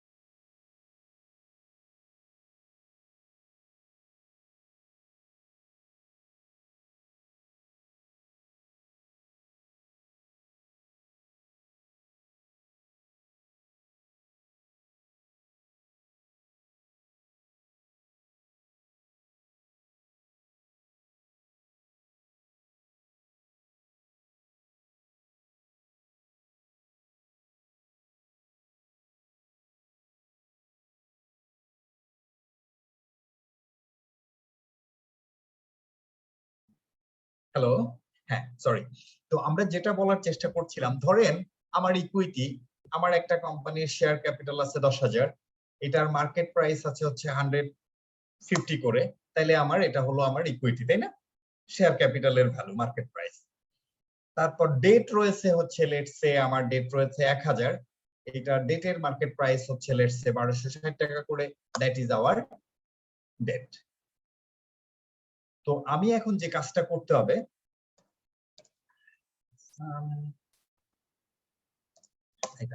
আমাকে যদি এখন weighted average cost of capital বের করতে হয়, আমাকে প্রথমে এইটার ওয়েটেজটা বের করতে হবে, তাই না? এটা ডিভাইডেড বাই এটা, let's lock it this one and this one, this one. So আমরা এটা পেয়ে গেলাম না, যে কার ওয়েটেজ কত? Are you understanding? Yes sir. Hello, Yes, sir. বুঝতে পেরেছি। ওকে, আমরা ওয়েটেজটা পেলাম। লেটস সে আমি হাইপোথেটিক্যাল একটা ফিগার নিলাম, আমরা কস্ট অফ ক্যাপিটাল ক্যালকুলেট করছিলাম 16%, কস্ট অফ ডেট ক্যালকুলেশন করছিলাম 11%। তো আমাদের ওয়ার্ক কত হবে? এটা টাইমস মানে contribution to, this is basically contribution to WSCC, এই যে 8%। সো ওভারঅল মানে WSCC will be, oops, not these are, 13.7 এই যে 13.7%। কারো কোনো সমস্যা আছে? So this is basically our WSCC work. Calculation process এবং আন্ডারস্ট্যান্ডিং এ any confusion, anything, মানে why do we take আপনার হচ্ছে মার্কেট ওই যে মার্কেট রেট, সেকেন্ডলি হলো consider retain earning, journal reserve, RR, কারণ এইগুলো আমরা কেন কনসিডার করি না? It has already been included within the price of equity, therefore we don't need to consider it separately if we take the market price. Secondly, ডেটেরটাও নিব, নিয়ে হচ্ছে আমরা ইন্ডিভিজুয়াল ডেটের যে কস্ট অফ ইকুইটি এবং কস্ট অফ ডেট, সেই নাম্বারগুলো plug in করব, তারপরে আমার ওয়েটেজের সাথে যদি আমরা মাল্টিপ্লাই করি, দেন আমরা যদি সামেশন করি, we get the WSCC. Any confusion or anything? না স্যার, ওকে স্যার। Okay. এবার স্যার আমার একটু কোশ্চেন ছিল, আমি ওই নেট চলে গেছিল তো, কারেন্ট চলে গেছে, একটু যদি আরেকবার বলতেন জি WSCC টার যেটা বিষয়ে বলছি একটু যে সংক্ষেপে। WSCC হচ্ছে আমাদের এই যে ইলেকশন আসছে বুঝছেন, লোকজন খালি ফোন দেয়।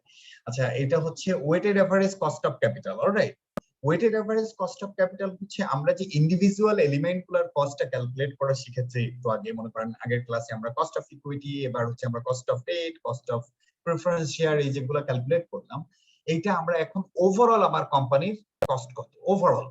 তো আমার ওভারঅল যদি আমি ক্যালকুলেট করতে চাই, প্রথমে যে কাজটা করতে হবে, আমার যে এলিমেন্ট গুলো আছে ব্রডলি ক্যাপিটাল স্ট্রাকচারে, একটা হচ্ছে ইকুইটি এবং ডেট, এইগুলাকে আমরা মার্কেট ভ্যালু যেখানে যেখানে অ্যাভেইলেবল আমরা সেই মার্কেট ভ্যালু নিয়ে ওটার ভ্যালুটা বের করব।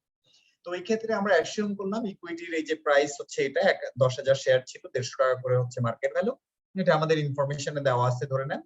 আর 1000 বন্ড ছিল 1260 টাকা করে মার্কেট ভ্যালু। সো আমরা এটা নিয়ে নিলাম, নিয়ে আমরা প্রথমে এটার ওয়েটেজ বের করলাম। টোটাল হয়েছে 2.7 মিলিয়ন। তারপরে হচ্ছে আপনার এটার ওয়েটেজ কত সেটা হলো ইন্ডিভিজুয়াল, আমরা কস্ট অফ ক্যাপিটাল যেটা ছিল ইন্ডিভিজুয়াল, কস্ট অফ ইকুইটি এবং কস্ট অফ ডেট সেটা নিলাম।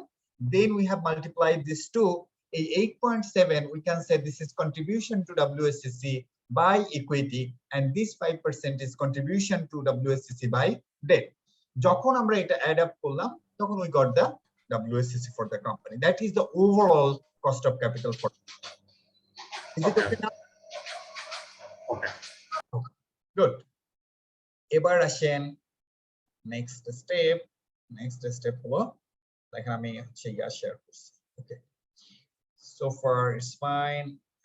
Okay, এইটার আরেকটা জিনিস একটু খেয়াল রাখবেন, কস্ট অফ ইকুইটিতে আমরা যখন বেটা ইউজ করি, এই বেটাটা আমরা নেই কোনটা, ইকুইটি বেটা এবং ডেট অ্যাসেট বেটা, দুই রকম বেটা থাকে।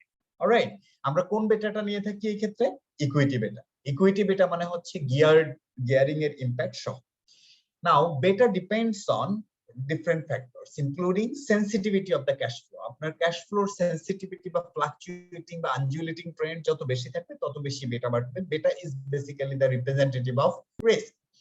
Operating gearing যত বেশি হবে বেটা তত বেশি হবে। Operating gearing is the relationship between fixed cost এবং variable cost. You see, আপনার যদি কোনো স্ট্রাকচারে কস্ট স্ট্রাকচারে ফিক্সড কস্ট বেশি থাকে, আপনার ওই কোম্পানির রিস্ক অনেক বেশি, মানে in case of Covid or in case of any sort of shutdown or unrest, আপনার ওই কোম্পানির আপনার ফিক্সড কস্ট অনেক বেশি, which is unavoidable, আপনার অনেক বেশি কস্ট করতে হবে। Whereas if you have a cost structure such that where variable cost comprise the maximum portion of your cost, তাহলে কিন্তু আপনার যদি বিজনেস অপারেশন বন্ধ থাকে তখন আপনার ওভারঅল কস্ট অত বেশি হবে না। Financial gearing is basically the relationship between debt and equity. আপনার যত বেশি গিয়ারিং হবে তত বেশি আপনার রিস্ক বেড়ে যাবে। So basically a beta depends on sensitivity on cash flows, operating gearing and financial gearing. Now let's talk a bit about limitations of CAPM. এগুলো কিন্তু পরীক্ষায় মানে often tested যে CAPM এর লিমিটেশনসটা কি। You see, CAPM we use if the company doesn't have any history of dividend, we usually use the capital asset pricing model. Now capital asset pricing model assumes that is the excess return মানে consider করে which is historical information, কারণ ওই যে market premium যেগুলো বলেন সবগুলো কিন্তু আসলে হিস্ট্রি। রিস্ক ফ্রি রেট আপনার যখন অ্যাজাম্পশনস করেন, কারণ আমার CAPM এর ফর্মুলাটা কি, risk free rate plus market return minus risk free rate into বেটা। তাইলে এই রিস্ক ফ্রি রেটটা আমরা কোথা থেকে আসি, ইউজুয়ালি দ্য গভর্নমেন্ট রেট বা বাংলাদেশ ব্যাংক রেট অথবা central bank rate we consider as risk free rate. Now if you practically see, we have got different risk-free rates from the government central bank. This is why, মানে why it is so, এটার কারণটা হলো আপনি যদি treasury বন্ডে যান, treasury বন্ডে দেখবেন 5 years treasury bond, 10 years treasury bond, 15 years treasury bond and 20 years treasury bond. Each bond comes with different rate. তাইলে মনে করেন কোনটার 5%, কোনটার 5.6, কোনটার 6.2, কোনটার 7.5, which one should we consider? Risk free rate 5 years, 10 years, 15 years. So এইখানে এটা একটা but usually মানে প্র্যাকটিক্যালি যদি আপনি কখনো কস্ট অফ ক্যাপিটাল ক্যালকুলেট করতে যান কোন পার্টিকুলার কোম্পানির ক্ষেত্রে, and if you want to consider the risk free rate, you should consider the risk free rate আপনার যে taking into account the future future operability of the company, আপনার যে future কতদিন ধরে এই কোম্পানিটা চলতে পারে সেইটার কথা চিন্তা করে আপনি রিস্ক ফ্রি রেটটা নেবেন। Let's say you are assuming this company will run for another 10 years only. In that case, you should consider the risk free rate of 10 years more. If you consider that this project will run for another 5 years only, you should consider the 5 years only. If you consider that this project will run for foreseeable future, you could take 20-25 years risk free rate. Make sense? সবাই কি বুঝতে পারতেছি নাকি বোঝা যাচ্ছে না? Yes, sir. আচ্ছা, ঠিক আছে। পরে আমরা বলছি এররস ইন স্ট্যাটিস্টিক্যাল অ্যানালিসিস, কারণ বেটা কিন্তু বেসিক্যালি আমাদের যে স্ট্যাট যে মডিউলটা আছে ওইখানে কিন্তু we can learn, but we have learn যে আসলে হাউ টু ক্যালকুলেট দা বেটা। এই স্ট্যাটিস্টিক্যাল টুল দিয়ে আমরা হচ্ছে বেটাই করি এবং ওই স্ট্যাটিস্টিক্যাল টুলে অনেক সময় এরর হয়ে যেতে পারে। বেটা মে চেঞ্জ ওভার টাইম, বেটা কিন্তু based on the historical information we calculate the beta, কিন্তু it could change over time. কিন্তু কস্ট অফ ক্যাপিটাল যখন আমরা কনসিডার করি, we calculate cost of capital under the CAPM model using the historic beta, which may change in future, but CAPM is silent about that. CAPM doesn't take into account that. এটা হচ্ছে এটার একটা drawback. Unable to forecast accurately return for low PE ratio companies, use of sector wise beta instead of company specific. ও এখানে হচ্ছে অনেক সময় এই যে বেটাটা ইউজ করে সেক্টর ওয়াইজ বেটা ইউজ করে, কিন্তু ইউজুয়ালি এভারেজ মানে beta of the sector, company specific না করে এটা হচ্ছে usually it suggest that you should find out the comparable companies and look at the beta factors and use the আপনার যে comparative কোম্পানির এভারেজ বেটা বাস, সেটা মানে এটা হচ্ছে আপনার ওভারঅল মার্কেট থেকে নেওয়া হয়। আপনারা কি আমার কথা বুঝতেছেন নাকি বুঝতেছেন না? Yes, sir. মানে আমি তাহলে একটা প্র্যাকটিক্যাল কথা বলি, আপনারা ওই যে ইশের ওয়েবসাইটে যান, আপনি দেখবেন আমার স্টক এরকম কিছু ওয়েবসাইট আছে, অলরাইট, বাংলাদেশের শেয়ার মার্কেট। ওইখানে ধরেন আপনি কোনো একটা পার্টিকুলার লিস্টেড কোম্পানির কথা আপনি চিন্তা করেন, name it let's say ACI group. আপনি যদি এসিআই এর শেয়ারে যান, আপনি দেখবেন ওর একটা বেটা দেওয়া আছে। ACI is a chemical company, তাই না? মানে pharma chemical, it's not a chemical company, it's a conglomerate. Now আপনি অন্য আর একটা কোম্পানির কথা যদি চিন্তা করেন, আপনি ওর ওই ওয়েবসাইটে যাবেন, you will find out it.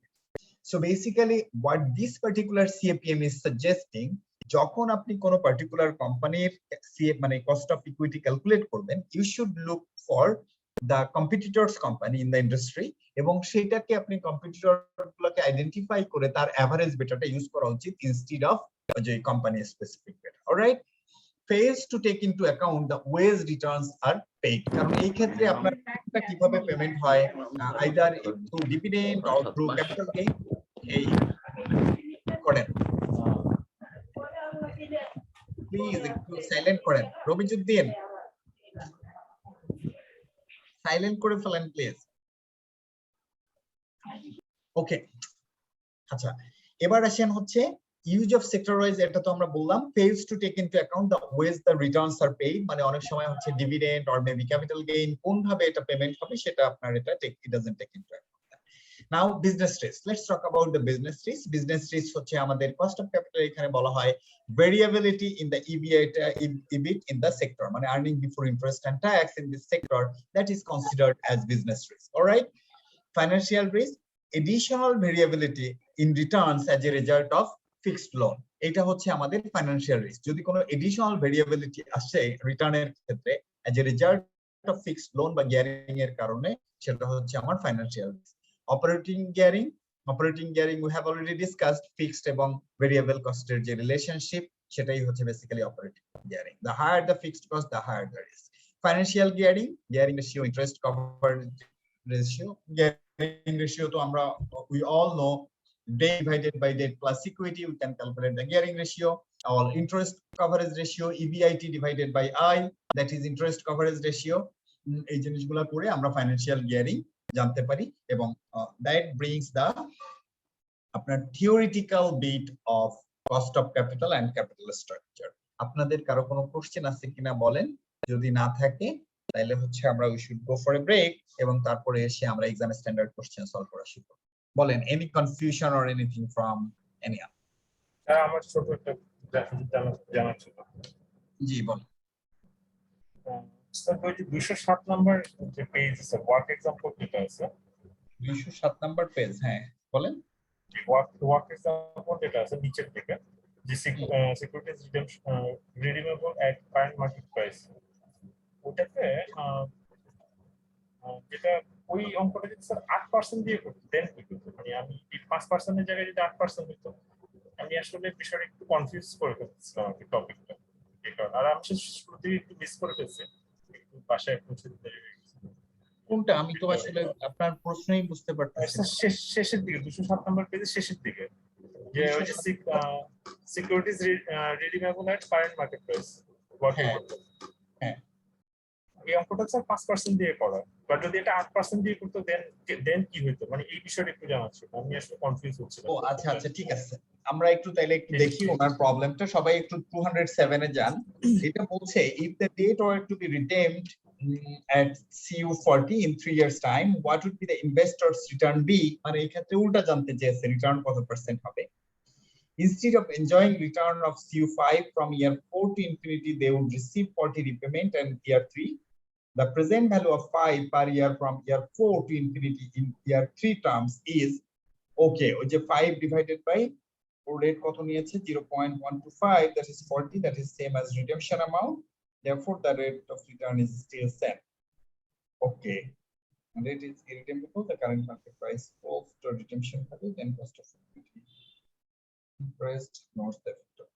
Okay, okay, এখানে আপনার প্রবলেমটা কি? আমি পুরো জিনিসটা 8% হলে কি হইতো সেই জিনিসটা দেখতে যাচ্ছিলাম। ও মানে ওইটা যদি 10% হতো, না 5 এর জায়গায় যদি হ্যাঁ যদি 8% দিয়ে হতো তাহলে কি হতো, বা অন্য যে কোনো একটা পার্সেন্টেজ দিয়ে যদি তখন এটার ভ্যালুটা চেঞ্জ হয়ে যেত, তখন এটার ওভারঅল ভ্যালুটা চেঞ্জ হয়ে যেত আর মানে সেই ক্যালকুলেশনটা জাস্ট একটু দেখতে যাচ্ছিলাম যদি আপনারা। ওকে জাস্ট ওই ক্যালকুলেশন। আচ্ছা আচ্ছা ওকে, এটা দ্যাটস ভেরি ইজি বুঝছেন। এটা যেটা আমাদের সেই এক্সেল গেল কোথায় রাখি, দেখেন আমরা কিন্তু উই আর নট কনসিডারিং আমরা in tax. Let's say what he is trying to say, যে আমরা যদি বন্ডের ক্যালকুলেশন করতে চাই, লেটস সে ভ্যালু ক্যালকুলেশন করতে চাই, how do we do that? মনে করেন আমার একটা বন্ড আছে, a bond is giving me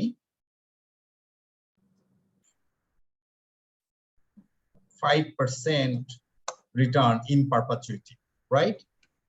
Yes. এরকম তো। এখন মনে করেন market yield of similar bond is 10%. Okay, so what is the fair value of bond? এই বন্ডের ফেয়ার ভ্যালু কত? It's a good question. হ্যাঁ, তাহলে এই বন্ডের ফেয়ার ভ্যালু যদি আমরা বের করতে চাই, কিভাবে বের করতে পারবো বলেন তো? তখন হচ্ছে we need to apply perpetuity formula. So আমাদের এই বন্ডে আমাদের কত পার্সেন্ট আমরা রিটার্ন পাবো? 5% ইন পারপেচুইটি। তাইলে আমরা অ্যাসিউম করি এই বন্ডের নমিনাল ভ্যালু কত? 100।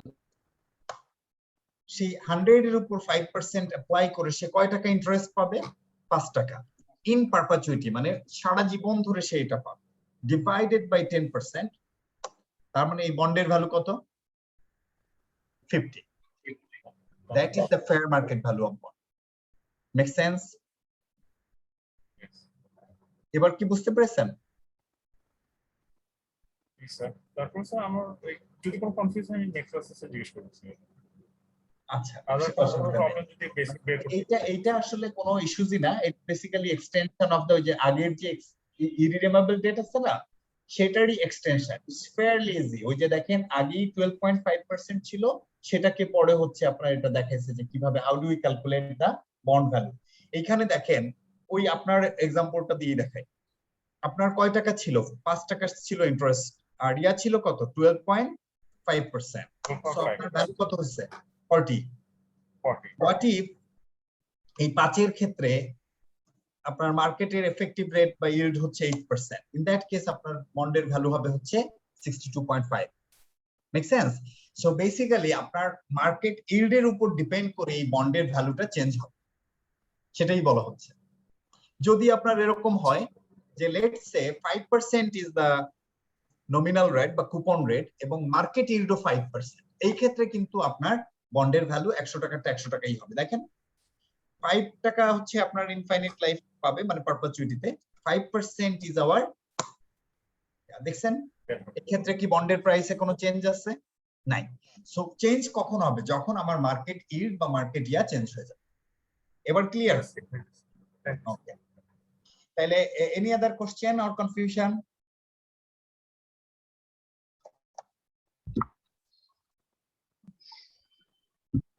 কোনো কোশ্চেন নাই সো ফার তাহলে এখন কি আমরা একটা ব্রেকে যাব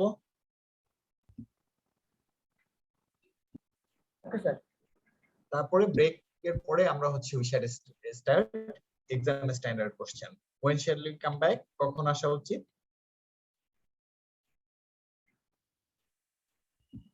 স্যার 8:45 ঠিক আছে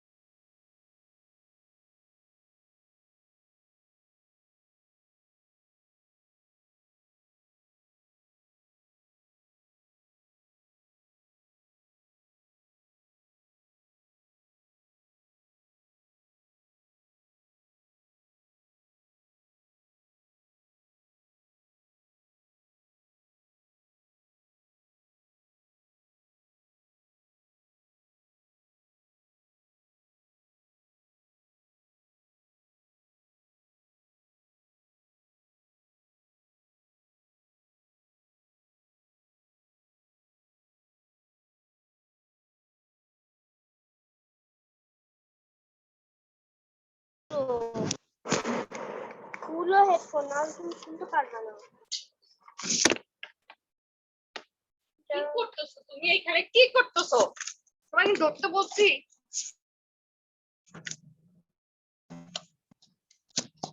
কারণ না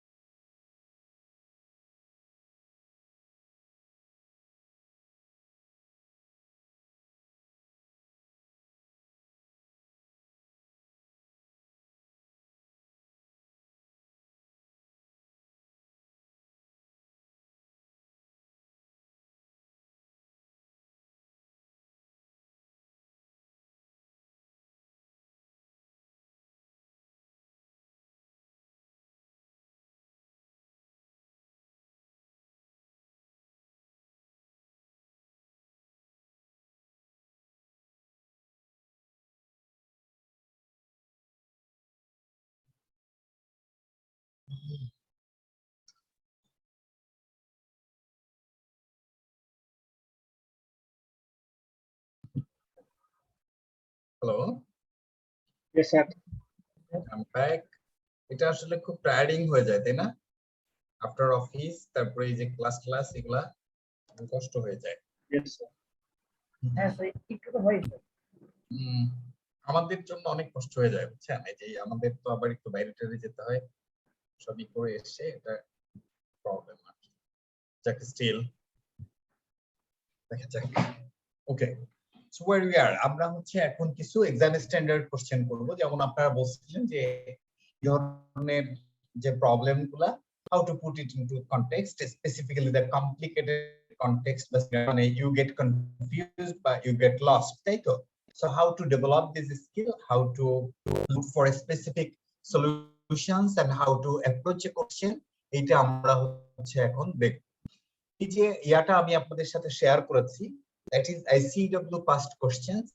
In many occasions you will see just আপনার ICAB has copied unabashedly from these ICW questions, all right? আপনার ICW এখান থেকে কপি করে অনেক কোশ্চেন দিয়ে দিয়েছে previously, okay? However, the concept is very similar, so therefore there is no harm if you just practice the standard questions. It will be very similar to our ICAB questions, but I prefer this one. I started practicing back in 2010, and still this concept applies among using this technique when students are getting through. All right. So 25 is Oxford Limited. Oxford Limited is a listed industrial company, is considering a major investments. The company's investment project team needs an appropriate rate at which to discount the estimated after-tax cost of flows for the investment. Okay, এটা দেখেন আরেকটা insights you are going to get. Why do we calculate the cost of capital? One aspect is we need to know what is the exact cost of the fund, therefore we need to calculate the cost of capital, and sometimes we need to know what will be the discounting factor for my project appraisal. কারণ আপনারা investment appraisal যখন করি আমরা, তখন হচ্ছে আমরা usually দেওয়া থাকে discounting factor is 10%. Did you ever question yourself where does that 10% come from? এই 10% কোথা থেকে এসেছে ডিসকাউন্টিং ফ্যাক্টর? এই 10% ইজ ওয়াক। আমরা যে একটু আগে WSCC ক্যালকুলেট করলাম, এই ওয়াকটাই হচ্ছে বেসিক্যালি দ্যাট ডিসকাউন্টিং ফ্যাক্টর। এই জন্য এই লাইনটা যদি আপনারা if you can follow through, the company's investment project teams needs an appropriate rate at which to discount the estimated after-tax cash flows for the investment. All right. The following the company's normal practice, this is to be based on WSCC. Company normal practice হচ্ছে WSCC দিয়ে সে discount করে। Figures relating to long-term financing included in the company's most recent balance sheet are as follows: 160 million ordinary shares, share premium account, revaluation reserve, retained earnings, and 7.2% loan stock 67. Loan stock interest for the current year had just been paid. Interest is payable at the end of each of the next 3 years, and all of the loan stock is to be redeemed in cash at 5% premium at the end of the 3 years. So from this given information, how to calculate the cost of debt? Tell me, please. Any volunteer?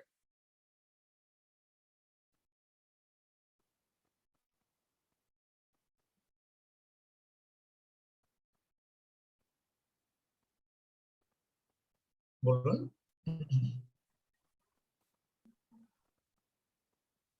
How do we calculate the cost of debt here? Is it redeemable bond or irredeemable?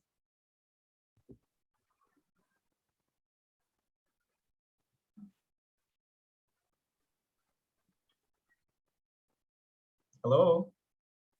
Confused কেন এত? Come on. Loan stock interest, এটা আপনাকে বলেছে interest is payable end of the next 3 years and all of the loan stock is to be redeemed. It's a redemption in cash at 5% at the end of the 3 years. 3 বছর পরে এটা redeem হয়ে যাবে। Isn't it redeemable, sir? It's redeemable. তাহলে redeemable হলে কেমন করে calculate করতে হয়?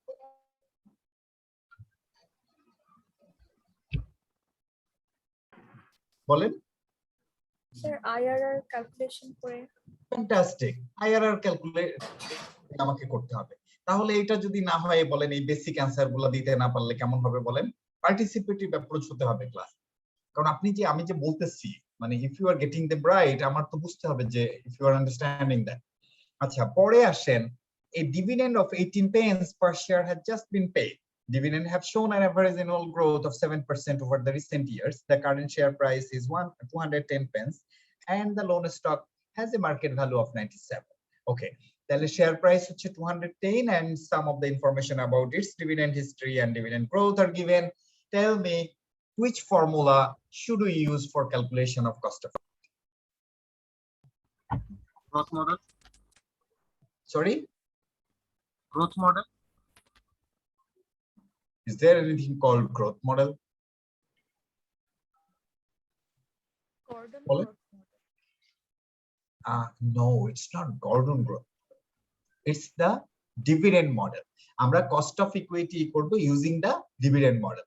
শুনেন আমরা cost of equity এর জন্য আমরা দুইটা মডেল বলেছি, একটা হচ্ছে dividend model আর একটা হচ্ছে CAPM মডেল। আর গ্রোথ ক্যালকুলেট করার জন্য একটা হচ্ছে ডিভিডেন্ডের ইয়াতে গ্রোথ ক্যালকুলেট করা যায় আর একটা হচ্ছে গর্ডনের মডেলে গ্রোথ ক্যালকুলেট করা যায়, ঠিক কি না? ওকে, সেটা যদি ঠিক থাকে তাইলে এটা হচ্ছে আমরা বেসিক্যালি ডিভিডেন্ড মডেলে এটার কস্ট অফ ইকুইটি বের করতে হবে based on the given information. Now corporate tax rate is 30%. Calculate the company's WACC, explain your workings and any assumptions which you have made, justify the basis of weightings which you have used. তাইলে আপনাদের সবার কাছে তো এই ইয়াটা চলে গেছে না, এই যে সফট কপি, এই যে কোশ্চেন ব্যাংকটা আমি শেয়ার করে দিয়েছি। Now let me open up my Excel. I see them. I see them, right. So এটা হচ্ছে আমরা ICW question bank. These are very standard maths, হ্যাঁ, এরকম প্রশ্নই আসা উচিত। আপনার ধরেন এখানে প্রথমে আমাকে বলেছে কস্ট অফ আমরা ইকুইটি বের করব, সে কস্ট অফ ইকুইটি যদি আমি বের করতে চাই আমরা we should use the dividend valuation model. So আমরা যদি dividend valuation model গ্রোথ রয়েছে k equals to d1 divided by p0 তাই না, প্লাস কি g, রাইট? আমাদের ওই যে ম্যাথে বলেন তো আমাদের কি কি ইনফরমেশন দেওয়া আছে? কারেন্ট মার্কেট প্রাইস 210, ডিভিডেন্ড হচ্ছে 18 pence just been paid and dividend growth হচ্ছে 7%। তাহলে মার্কেট ভ্যালু হচ্ছে 210, ডিভিডেন্ড হচ্ছে just been paid কত 18 আর g equals to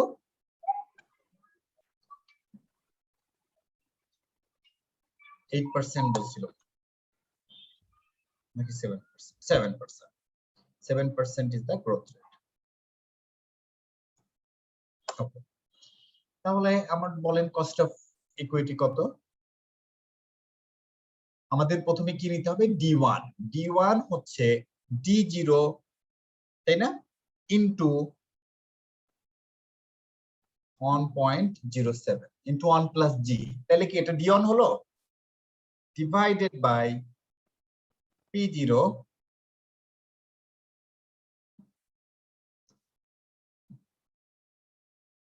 plus 7, এটা হচ্ছে আমাদের এরকম হলো কেন, d1 divided by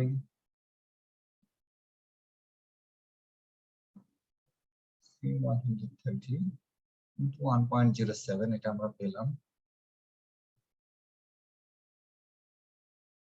next year divide by 10 16.17%. হ্যাঁ, কিন্তু এটা এরকম হচ্ছে কেন আমার এই এক্সেলে?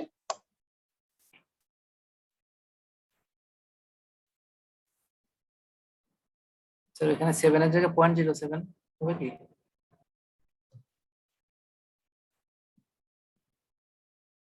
ও 7% তো, ভেরি কারেক্ট, থ্যাংক ইউ। এটা হচ্ছে এই যে 16.07 বা 16.2, অলরাইট। তো এটা হলো আমাদের এই ভেরি ইজি টু ক্যালকুলেট। এবার আসেন cost of debt. Cost of ডেটের ক্ষেত্রে আমাদের যেটা বলা ছিল, let me find out the information, 7.2% loan stock, current market value 97, nominal value 100. Nominal value 100.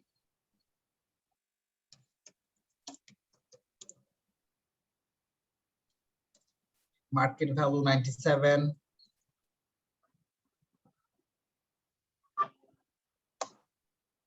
Interest rate 7.2%.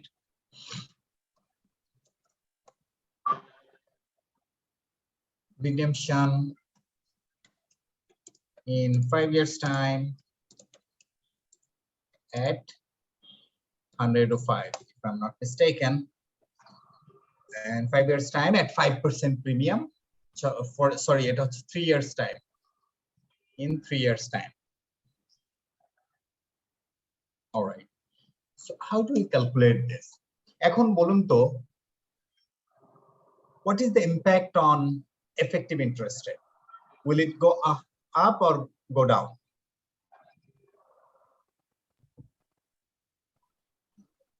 Up.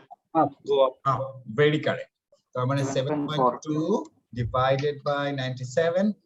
So we can say 7.4. So let's consider 7% and 12%. Okay? তাহলে আমরা এরকম নেই, একটা নেই 7%,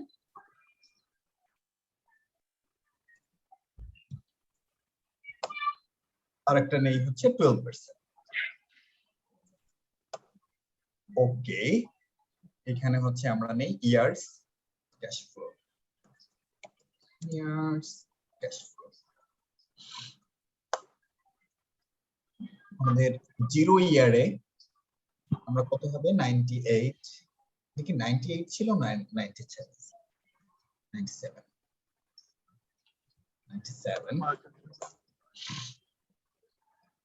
1 to 3 years এ আমাদের ইন্টারেস্ট যাবে হচ্ছে 7.2, রাইট?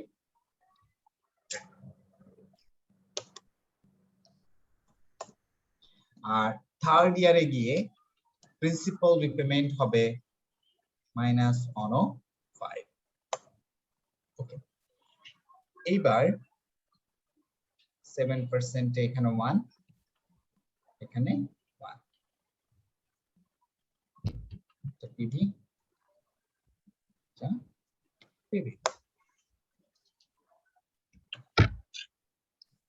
এটা কি পারবেন না আপনারা করতে? আপনারা কি করতেছেন আমার সাথে সাথে? -1 ভাগ 1.07 to the power 3 divided by 0.07, এখানে হবে হচ্ছে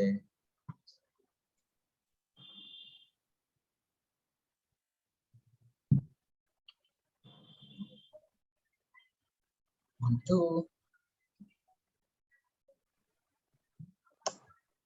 like this. It will show 1.07. See?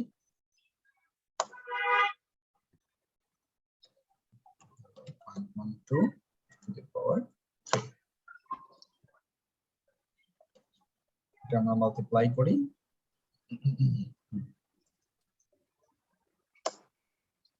then apply it. Again, we multiply this.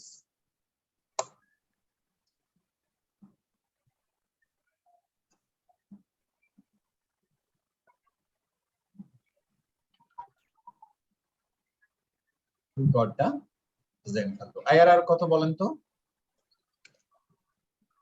IRR lower rate,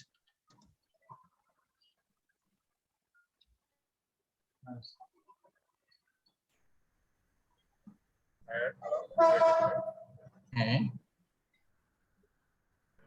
আপনাদের ফর্মুলাটা মনে নাই? বলেন তো ফর্মুলাটা কি আছে? IRR এর ফর্মুলাটা lower rate plus present value at lower rate নাকি higher rate? Higher rate. Present value at higher rate নিলাম, ডিভাইডেড বাই প্লাস প্লাস, এটা ঠিক আছে, এটা প্লাস এটা এরকম, এই তো এটা যদি মাইনাস হলে মাইনাস দেওয়াটা আর উইথ মাইনাস না, এটা অ্যাবসলিউট ভ্যালুতে নিতে হয়, ইনটু 5 এরকম না? স্যার উপরে লোয়ার রেটের এমপিভিটা হওয়ার কথা। হ্যাঁ ওই যে ওইটা আপনারা করেন তো, আমি আসলে এই যে এই ফর্মুলা আই ডোন্ট রিমেম্বার, এইগুলো আপনারাই মনে রাখার উচিত যে আপনার আইআরআর এর ফর্মুলা কি, বুঝছেন? You apply that IRR formula and work out what is your cost of capital. ঠিক আছে? Yes sir. এইখানে I don't remember this honestly speaking, এটা আসলে আমার ভুলে যায় আর কি। 7.68 এটা আমরা বের করতে পারবো, এটা সমস্যা নেই। হ্যাঁ এটা হায়ার এটা আমরা পারবো। এটা আপনারা পারবেন। সো এটা আমাদের এটা ঠিক নাই, বুঝছেন? আমরা যে এই যেটা অ্যাপ্লাই করছি it is not correct. Higher আসলে আমরা ওই গ্রুপটা হচ্ছে হায়ার বলতে যে হায়ার ডিসকাউন্টিংটা করে হবে। আর আচ্ছা যাই হোক, আপনারা করে বলেন তো what is the rate? No. Tell me the rate. What is the মানে exact IRR using this formula? মানে আপনি এই ফর্মুলা ইউজ করে আপনাদের IRR কত হচ্ছে?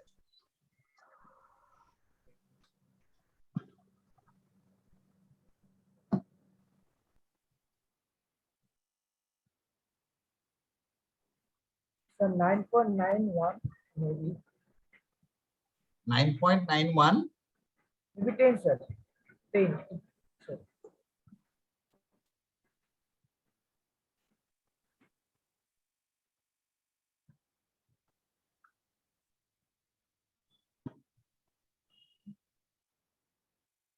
আমাদের ট্যাক্স রেট কত ছিল বলেন তো?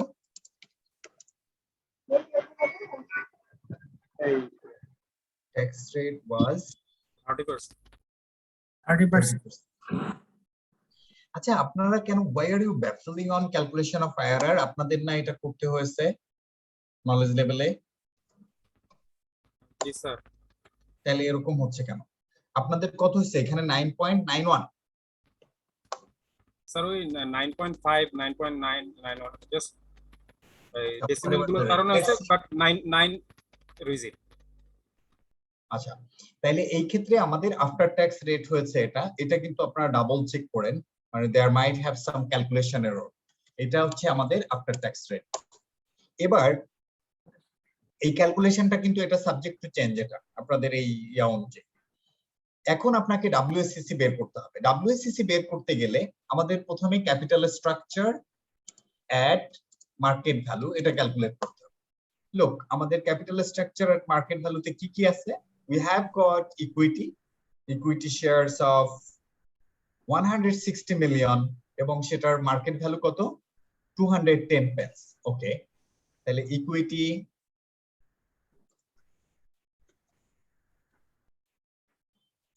$160 million 210 pence, তার মানে কি 2.1 না? এটা হচ্ছে আমাদের মিলিয়নে ইয়া হলো। আর ডেট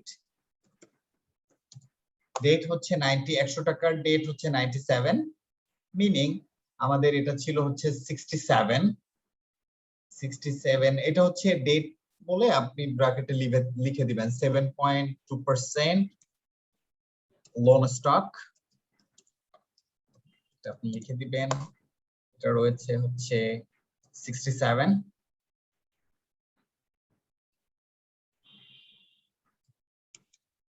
কিন্তু এটার ভ্যালু কত? মার্কেট ভ্যালু 98, তার মানে আমরা বলতে পারি 98%। অথবা কেউ যদি এটা আরো বেশি ক্যালকুলেট করতে চান টাইমস 98 ডিভাইডেড বাই 100 এভাবে দিয়ে আপনি এটা বের করতে পারেন।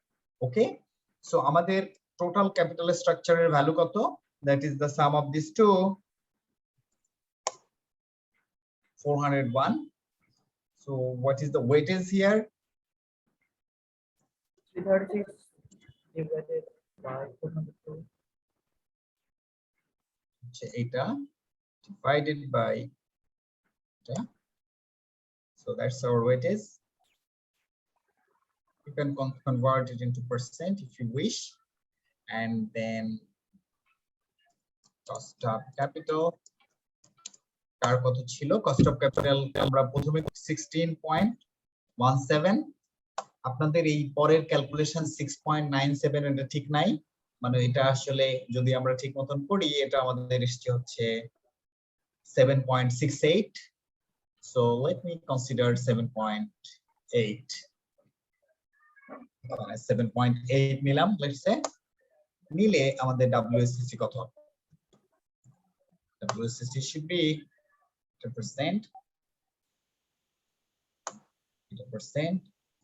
পরীক্ষার হলে কিন্তু আপনি এইভাবে করবেন না। হ্যাঁ, পরীক্ষার হলে কিভাবে করবেন সেটা আমি বলে দিচ্ছি। এটা টাইমস, এটা কারণ এটা অনেক টাইম কনজিউমিং হবে। এটা যদি এক্সেল হইতো তাহলে আপনার এটা ওইভাবে করা ঠিক ছিল। ওকে,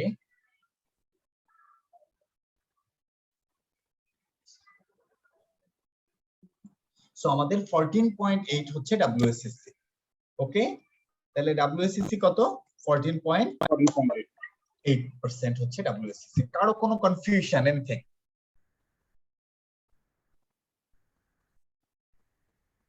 হ্যালো,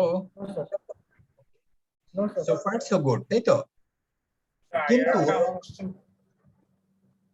আপনার যত আসে এটা আপনি বাসায় ক্যালকুলেশন করেন, আমি ওই এটার অ্যানসার শিটও পাঠিয়ে দিব, ওই অনুযায়ী এটার কাছাকাছি হলেই হবে। Not necessarily it has to be exact, এটার কাছাকাছি হলে হবে। আইআরআর এটা চেঞ্জ হয়ে যায় কারণ আমি তো ডিফারেন্স বেশি নিয়েছে 5%।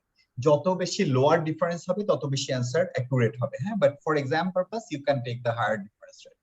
নাও ক্যালকুলেট দ্য কোম্পানিজ WSCC। একটা জিনিস আপনারা একটু খেয়াল করেন, এইখানে টোটাল মার্কস কত এই ম্যাথটায়?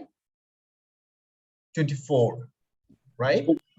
এখানে WSCC এর জন্য দেখেন এই মার্ক হচ্ছে অনলি 7, এবং স্টিল এই 7 কিন্তু পুরোটাই WSCC এর জন্য না। তার মানে এই যে WSCC ক্যালকুলেট করছেন এটার জন্য maybe 4। Explain your workings and any assumptions which you have made, justify the basis of weightings which you have used. তাহলে দেখেন এইখানে আবার থিওরিটিক্যাল বিট নিয়ে আসছে কি, explain your workings and any assumptions which you have made, justify the basis of weightings which you have used. তাহলে এটার answer দিতে হবে না? এটার অ্যানসারটা আমরা কিভাবে দিতে পারি? লোক এটা বলেছে basis of your workings, basis of our workings and assumptions, সেই জিনিসটা জানতে চাইছি। দেখেন এটা খুবই ইন্টারেস্টিং। আমরা কোন ফর্মুলায় কস্ট অফ ইকুইটি ক্যালকুলেট করছি? Dividend formula. Dividend formula. তার মানে প্রথম অ্যাজাম্পশন হচ্ছে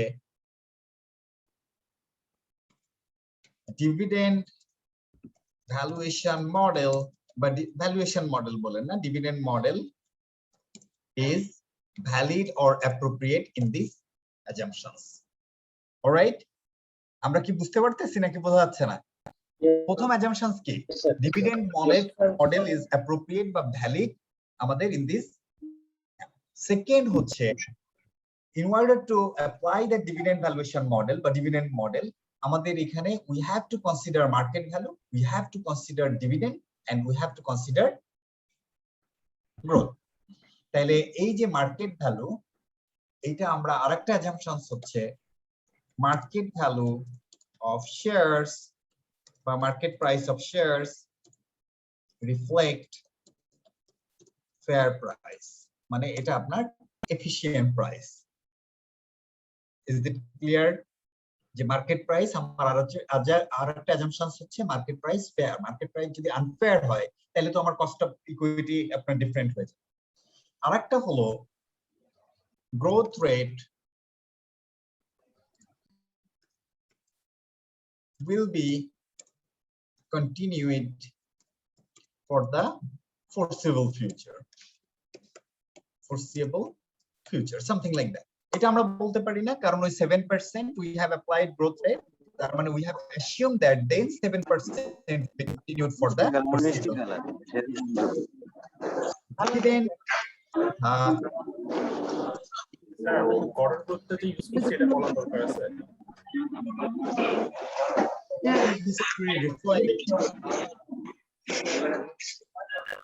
But dividend history is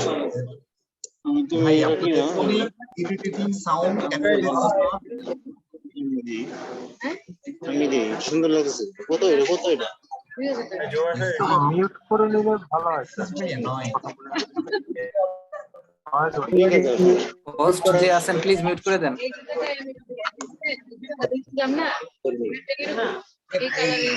এরকম হলে কিন্তু মুশকিল, বুঝছেন? স্যার আপনি একটু সবাইকে মিউট করে দেন। আমি তো মিউট করার পারমিশন নাই। না তুমি একটু বসে আমি ওই আমি যাই অফিসে নিজে দেখবো কেটা দেখতে বলে রেখে যাও। ফারহান আপু আপনি হোস্ট, আপনি একটু মিউট করে দেন। ফারহান আপু আপনি হোস্ট, একটু মিউট করে দেন সবাইকে। এখানে তো এই ভাই এই জুতাটা একটু রাখেন, আমি আসতেছি। ঠিক আছে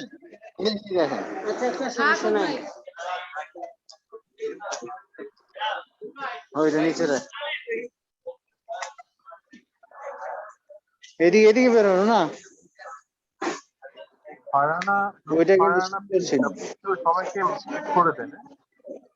সুন্দর না হলে তোমার বুঝতে পারছে?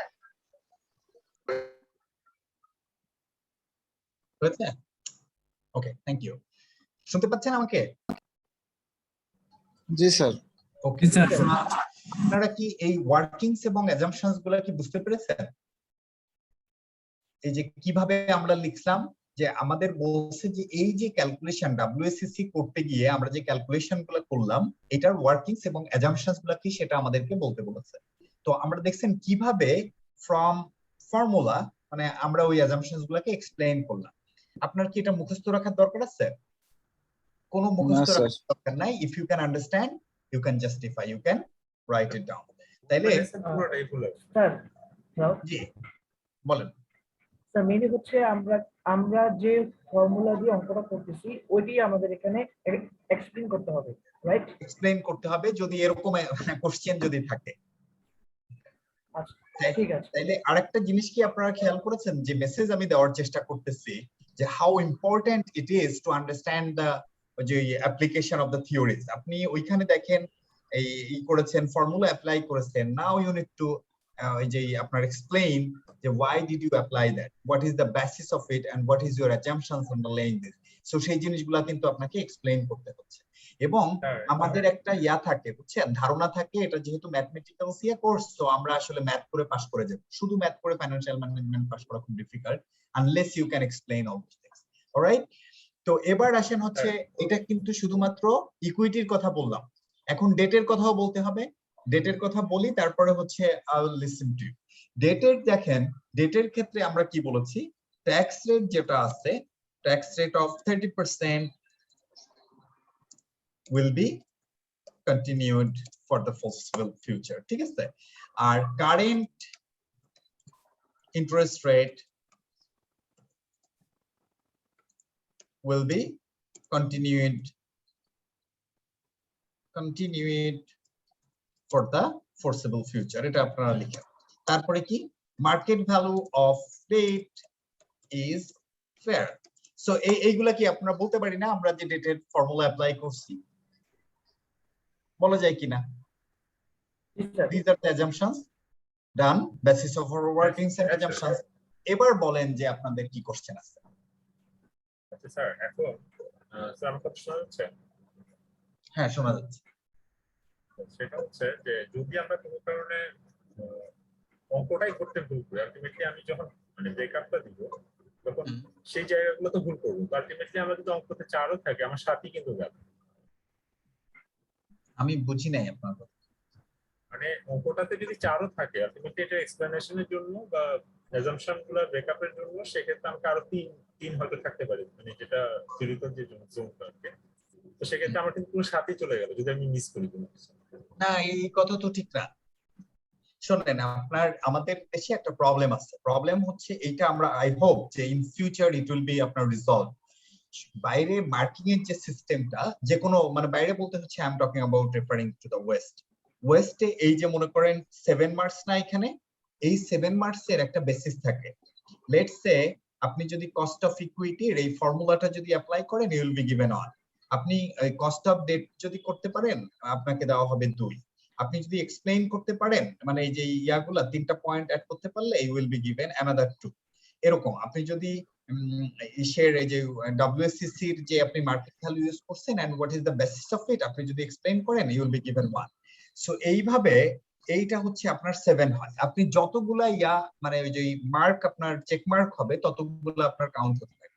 বাট আনফরচুনেটলি আমাদের খাতা দেখার সিস্টেম হচ্ছে on lump sum basis. The thing which you are saying যে আমার এটা ভুল হয়েছে যেমন 6.937, আপনি কি জানেন এরকম একটা পরীক্ষা যদি আমি ওই বাইরে দেই আমার I don't need to do that IRR, এরকম করলে I will get 80% of marks. এই যে এই পর্যন্ত যে আমি প্রসেসটা করেছি এটার জন্য I will get 80% of marks. কারণ হচ্ছে examiner will understand he knows the procedure, somehow he forgot the formula of IRR maybe, that's why he could not complete, but he is able to complete this up to 80% level, so he deserves 80% number of this particular segment. Make sense?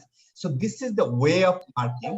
So eta hocche we are telling it to our ICAB several times, we should আপনার যে incorporate বা we should introduce this sort of system, but আমাদের তো full time না আমরা সবাই হচ্ছে আপনার ওই যে ভাড়া করা লোকজন, even কোশ্চেন যারা করতেছে সব same. So hopefully in future আমরা we could introduce this sort of thing. বুঝতে পেরেছেন? সো এটা আসলে আপনি মার্কস পাবেন, কারণ এই বেসিস অফ ওয়ার্কিংস এগুলা লিখলেও তো আপনি এটা মার্কস পাবেন। Why not? আচ্ছা, আমাদের কিন্তু এখনো শেষ হয় নাই। এবার আসেন হচ্ছে পরের যে পোরশনটা ছিল জাস্টিফাই দ্য বেসিস অফ এবার বলছে জাস্টিফাই দ্য বেসিস অফ ওয়েটিংস। আমরা যে বেসিস অফ ওয়েটিংস নিয়েছি সেটার জাস্টিফিকেশন কি বলেন তো, সেটার জাস্টিফিকেশন কি? Justification for basis of weightings বলুন। এটার জন্য আপনি what you are going to write, এটার জন্য যে কাজটা করবেন, you see আমরা প্রথমে বলবেন যে we have converted the structure into market value, right? তারপরে আপনি বলবেন since we have considered the market value, since we have considered the market value,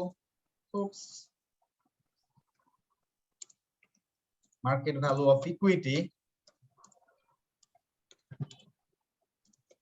we did not, but we have ignored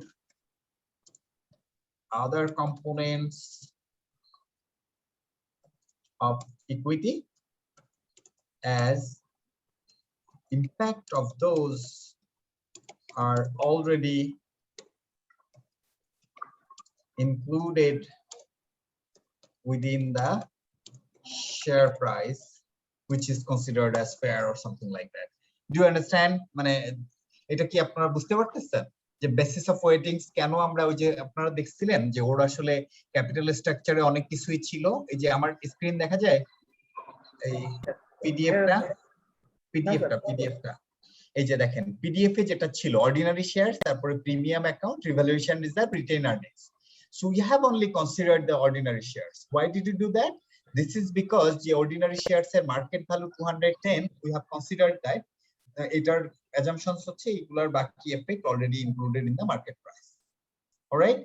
R loan স্টকের ক্ষেত্রে এটাও আমরা বলবো loan স্টকের যে মার্কেট ভ্যালু যেটা এটাও has been considered as converted as market value. So this is basically the justification of basis of weightings. এইটা আপনাকে লিখতে হবে 7 মার্কস এর জন্য। Only then you can expect you will get 7 out of 7 or at least 6 out of 7. তা না হইলে কিন্তু আসলে হবে। এবার কি বোঝা যাচ্ছে যে কেমন করে অ্যানসার দিতে হবে? বোঝা যায় নাকি যায় না? জি স্যার। আরেকটা জিনিস দেখেন, আরেকটা জিনিস হলো এইটা হচ্ছে ICAW অ্যানসার। ওকে, এই অ্যানসার কিন্তু অনেক বড়, অনেক কিছুই আছে এখানে, কিন্তু আপনাকে এত কিছু হয়তো দেওয়া লাগবে না। আপনাকে আমি যেভাবে দেখিয়ে দিচ্ছি আপনি যদি এইভাবে if you can touch upon মানে that is you can get এই যে অ্যানসারটা, that is the maximum possible answer you can have. Alright, that is the maximum possible answer you can have. মানে ইট ইজ নট এক্সপেক্টেড যে আপনি বইয়ের মতন same answer দিতে পারবেন। আরেকটা জিনিস একটু খেয়াল করেন, WSCC যখন আমরা ক্যালকুলেট করছি আমরা on the excel sheet we have used that, ওটা কিন্তু পরীক্ষার হলে পারবেন না।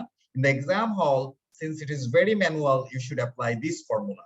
তাহলে এই ফর্মুলা আপনি কি করবেন, মার্কেট ভ্যালু অফ ইকুইটি আমাদের যেটা ছিল 336 million times cost of equity plus market value of debt times cost of debt divided by market value of equity into market value of debt.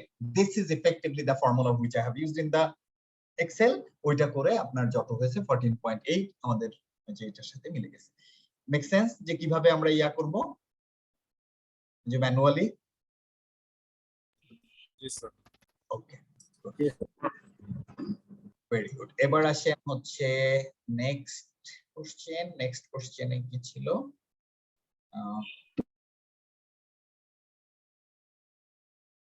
Our next question is, sir এখানে যদি একটু explain করতেন যে IRR rate এবং ডব্লিউএসসিসি রেটের ভিতরে যে ডিফারেন্সটা আছে, ডিফারেন্সটা রিজনটা গুলো কি? এই আপনি এগুলা কি করলেন? হ্যাঁ, আপনি তো আমার পাজল বানিয়ে দিয়েছেন। শোনেন, আমরা কোম্পানির ইকুইটির কস্ট ক্যালকুলেট করি, ওকে? ইকুইটির কস্ট যে ক্যালকুলেট করি তাকে বলে কস্ট অফ ইকুইটি। আমরা ডেটের কস্ট ক্যালকুলেট করি যখন আমার ইরিডেমেবল হয় তখন নরমাল ওয়েতে, যখন রিডেমেবল হয় তখন আমরা আইআরআর অ্যাপ্লাই করে কেডি বের করি। আমরা কিন্তু আইআরআর বের করি বেসিক্যালি কিসের জন্য? কেডি, কস্ট অফ ডেটের জন্য, ওকে? তারপরে এই দুইটাকে এর ওয়েটেজ নিয়ে আমরা যেটা পাই বটম লাইন, সেটা কি পাই? ডব্লিউএসএসসি। এবার আপনি বলেন তো ডিফারেন্সটা কি? আইআরআর, আপনি যেটা জানতে চাচ্ছেন যে আইআরআর এর সাথে এটা হলো ডব্লিউএসসি যেটা আমরা weighted average cost of capital rate যেটা পাই আমি ওভারঅল কোম্পানির যে ওভারঅল আমার কোম্পানির জন্য, whereas আইআরআর আমরা অ্যাপ্লাই করি শুধুমাত্র ডেটের কস্ট ক্যালকুলেট করার সময় ইন কেস অফ মানে রিডেমেবল ডেট, এবং যখন আমার প্রাইসিং এবং ইসের ডিফারেন্স থাকে অনলি হচ্ছে আমার তখনই আইআরআর ইউজ করতে হয়। তো এইটা বেসিক্যালি তাহলে আইআরআর এর সাথে ডব্লিউএসএসসি এর ইয়াটা কি, ডিফারেন্সটা কি? এটা কি বোঝা যায়? ডিফারেন্স তো আকাশ আর পাতাল না স্যার। ওকে, না এবার কি বুঝতে পেরেছেন? জি স্যার, এখন ক্লিয়ার। ওকে, গুড। এবার আমাদের পরের কোশ্চেনটা দেখেন, আমরা কিন্তু এখনো শেষ করি নাই। দেখেন 24 মার্কসের কোশ্চেন। এবার ওই আসছি আমরা, এটা সেকেন্ড কোশ্চেনে দেখেন আমাদেরকে বলছে explain any criticism which could be made of using figure calculated a as discount rate for assessing the investment under consideration by the company. বুঝতে পেরেছেন? মানে এই যে আমরা ডব্লিউএসসিসি ইউজ করতেছি, এই ডব্লিউএসসিসিটা কিন্তু এই কোম্পানি ইউজ করতে চাচ্ছে। কোশ্চেন দেখা যাচ্ছে এখানে? I have shared the question. হ্যাঁ, এটা শুরুর প্যারাটা পড়েন। I have given some indication at inception. Oxford Limited, a listed industrial company, is considering a major investment. The company's investment management, investment project teams needs an appropriate rate at which to discount estimated after-tax cash flows for the investment. All right. Ebong tara following the company's normal practice, company is trying to, company's practice is to be based on WSCC. Okay. Now, a listed industrial company is considering major investment. Take the words considering what? Major investment. Ebong a major investment er jonno tara appropriate discounting factor use korte chaye, এবং তাদের historically they have been using WSCC, এবং তারা জানতে চাচ্ছে এইটার প্রবলেমটা কি? What could be the criticism of using the figures calculated in G as discounting rate? So এটার আমরা হেডিং দিতে পারি, এটার বি যেটা, এটার বি নাম্বারে criticism of using what as discount factor. ওকে, তাহলে আমার হেডলাইনটা কি দিলাম? criticism of using WACC as discounting factor. আমরা এখানে যেটা দেখলাম, company is considering a major sir দেখা যাচ্ছে না? ও দেখা যাচ্ছে না, আচ্ছা আমি করতেছি, শেয়ার করতেছি। এই যে ওকে, এবার তাহলে company is considering major investment, company একটা বড় ইনভেস্টমেন্টের চিন্তা করতেছে। তাহলে বড় ইনভেস্টমেন্ট হতে গেলে দেখেন ফার্স্ট ইস্যু হলো আমার বিজনেস রেসটা সিমিলার আছে কি। ধরেন আমি currently the business I am in, whether the new investment is in line with the similar business or it is into different business. So let me make it clear. Let's say you are into, what is it called, garments business. Now you are trying for expansion. Expansion আপনি এখন ধরেন চিন্তা করতেছেন, investment করার চিন্তা করতেছেন, probably into tea plantation. Do you think are they of similar business risk? Answer is big no. কারণ আপনার টি প্লান্টের আপনার রিস্ক এবং আপনার গার্মেন্টস বিজনেসের risk, they are not similar. So এই জন্য we should not use the current WSCC. So we can only use the current WSCC for major investment appraisal only if the business risks are of similar nature. আমরা কি বুঝতে পারতেছি? বলেন না কিছু। জি sir. Sir আবার একটু বলুন স্যার, এটা বুঝি নাই। আচ্ছা আবার একটু বলি তাহলে, অসুবিধা নাই। দেখুন আমাদের কোম্পানি কি চিন্তা করতেছে, একটা মেজর ইনভেস্টমেন্ট করবে, রাইট? এই মেজর ইনভেস্টমেন্ট যে আপনার সিমিলার বিজনেস লাইনে হবে এরকম কি কোনো ইন্ডিকেশন দেওয়া আছে? না স্যার। না স্যার, যদি সেটা না থাকে, এই মেজর ইনভেস্টমেন্ট যদি একটা ডিফারেন্ট ইয়াতে হয়, লেটস সে আমার কোম্পানির ওই যেটা আমরা বললাম যে এই কোম্পানি গার্মেন্টস এর বিজনেস করে, এখন সে ইনভেস্টমেন্ট করার চিন্তা করতেছে ইন টি প্লান্টেশন, টি গার্ডেনে ইনভেস্ট করার চিন্তা করতেছে, তাহলে টি গার্ডেনে যদি ইনভেস্ট করে, গার্মেন্টস সেক্টর আর টি গার্ডেন এই দুটার ইয়া কি এক? বিজনেস রিস্ক কি এক? না, তাহলে তো স্যার মিলবে না, দুটো কম্পারিজন মিলবে না। কম্পারিজন মিলবে না, তার মানে ডব্লিউএসসিসি যদি আমি ইউজ করতে হয় তাহলে আসলে বিজনেস রিস্ক সিমিলার হতে হবে। বিজনেস রিস্ক যদি সিমিলার হয় তাহলে অনলি দেন আপনার ডব্লিউএসসিসি ইউজ করতে পারবেন, আদারওয়াইজ পারবেন না। এটা কিন্তু আপনাকে তখন সুন্দর করে এটা লিখতে হবে। আমি জাস্ট আপনার মেইন পয়েন্টগুলো লিখে দিচ্ছি, I am not gonna right it down everything. তার মানে আমরা কি বলতেছি যে it's a major investment and nothing is mentioned there. What if a major investment significantly differ from the current investment and it could significantly, even business risk could significantly alter. So এই জিনিসগুলাই আপনাকে বলে দিতে হবে। তার মানে business risk is very dissimilar যদি হয়ে যায় তাহলে কারেন্ট WSCC ইউজ করা যাবে না। এবার কি বোঝা গেছে? Yes sir. Yes sir. Good.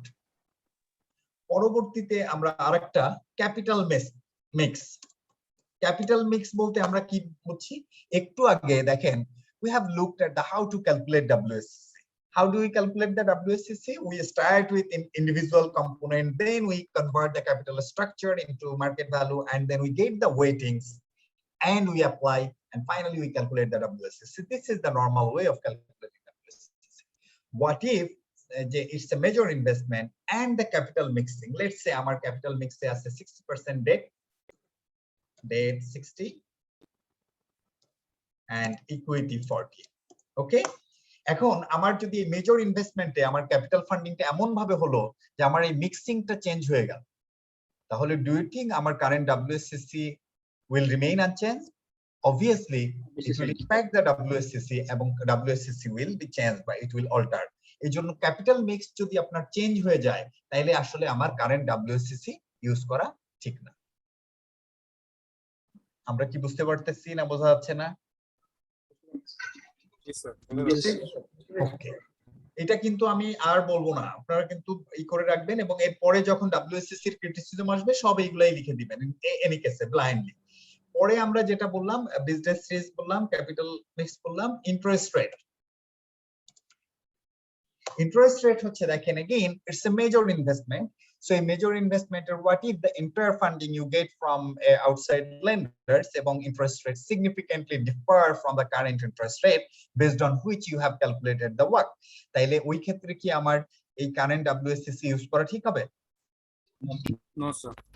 তাইলে সেক্ষেত্রেও যদি আমার ইন্টারেস্ট রেট চেঞ্জ হয়ে যায় সেক্ষেত্রেও আমার WSCC ঠিক হবে না। বইতে নাই, বাট আপনি you could probably use the tax rate. যদি আমরা দেখি যে নতুন প্রজেক্টের tax rate is different, this is very practical, তাই না? What if let's say আমার আমি যে এক্সাম্পলটা দিলাম গার্মেন্টস এর একটা ট্যাক্স রেট আছে 10% or 15%, whereas tea garden maybe falls under the agricultural business maybe progressive rate তাকে ট্যাক্স দিতে হবে।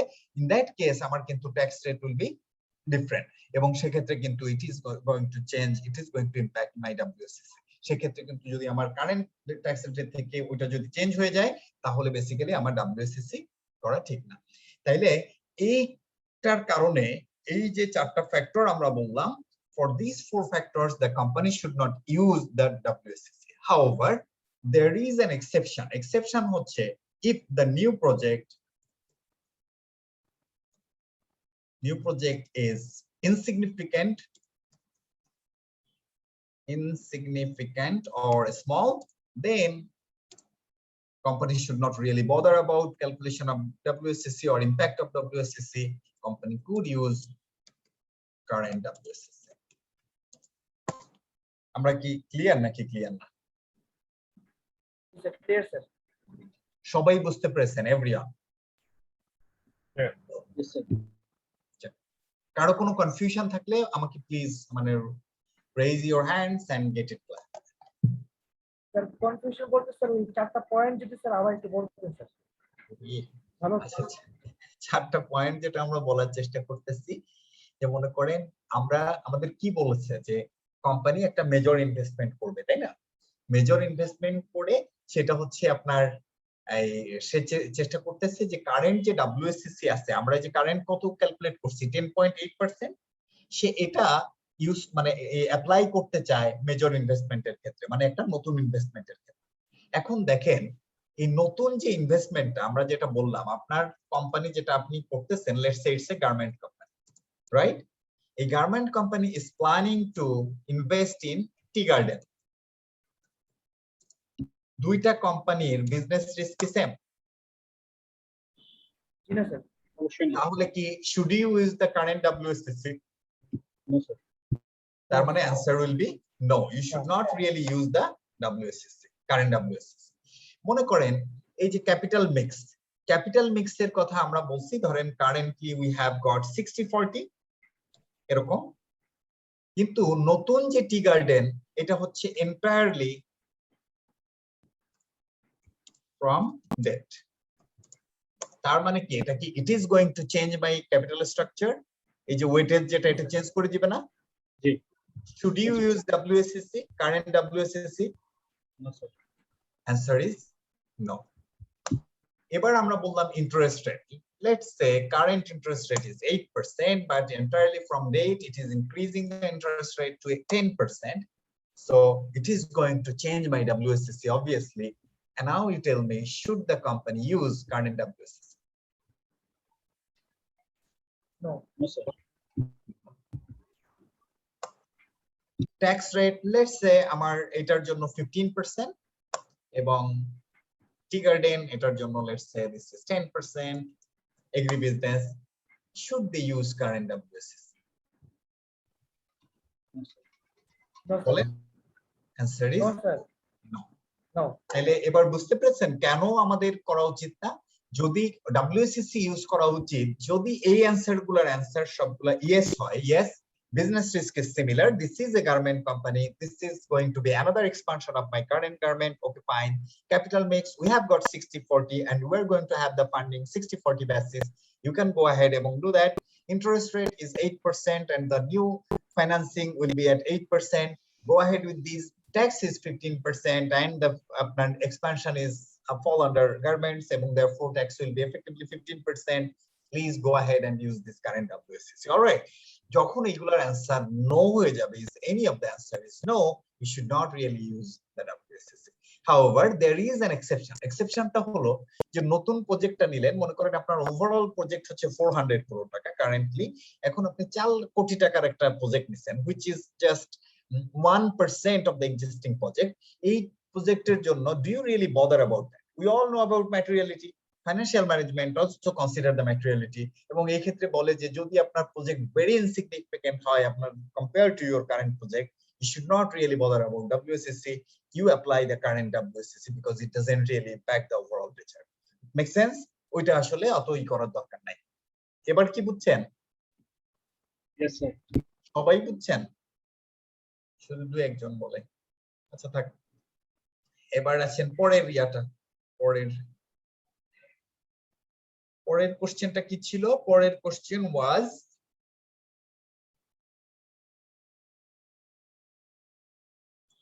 explain how the capital asset pricing model could be used as an alternative means of determining a suitable discounting rate for assessment of investments. Your explanation should include an outline of the strength and weakness of this model. You see, capital asset pricing model কিভাবে use করা যায়।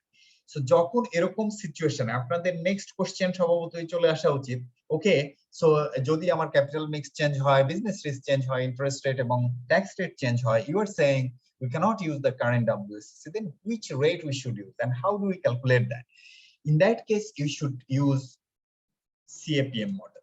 All right, তখন আমরা কি করব, আমরা CAPM model use করতে পারবো যদি আমাদের অ্যানসার গুলা ওই যেগুলার নো হয়ে যায়। তাহলে how do we do that? There are few steps, এইগুলা মুখস্থ করতে হবে। এটা নাম্বার 1, step 1 হবে find out a similar listed company. Similar listed company means the investment you are thinking of, which you are contemplating, you need to find out a similar listed company. আমাদের কোথায় আমরা investment করার plan করতেছি বলেন তো? In our example কোথায় আমরা বলছি? Tea garden. So you need to find out a similar listed company, and we have got similar listed company, that is National Tea Company. So Amra, we can probably think of National Tea Company. Step 2, look at the beta factor. ওইটার যে beta factor আছে বা beta আছে সেটা আমরা দেখব যে আমার ন্যাশনাল টি কোম্পানির beta কি। Step 3, ungear the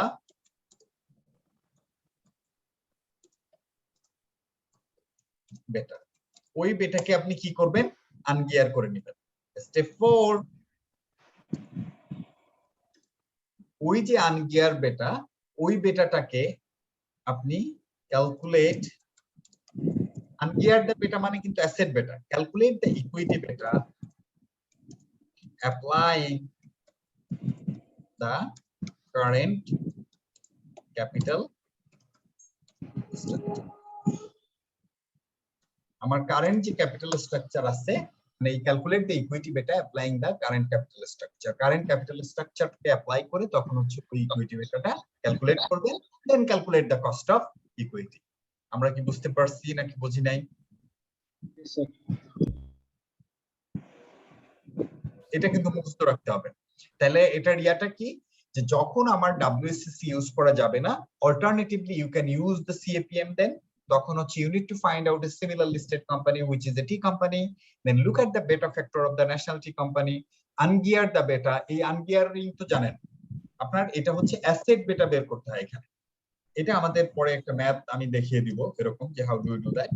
সো এটা আমরা অ্যাসেট বেটা বের করব, এখানে হচ্ছে অ্যাসেট বেটা বের করে দেন হচ্ছে এই অ্যাসেট বেটা কে আবার ইকুইটি বেটাতে কনভার্ট করব applying the current companies capital structure. তারপরে you apply that formula in the CAPM, risk free rate, market return minus risk free rate into that new beta.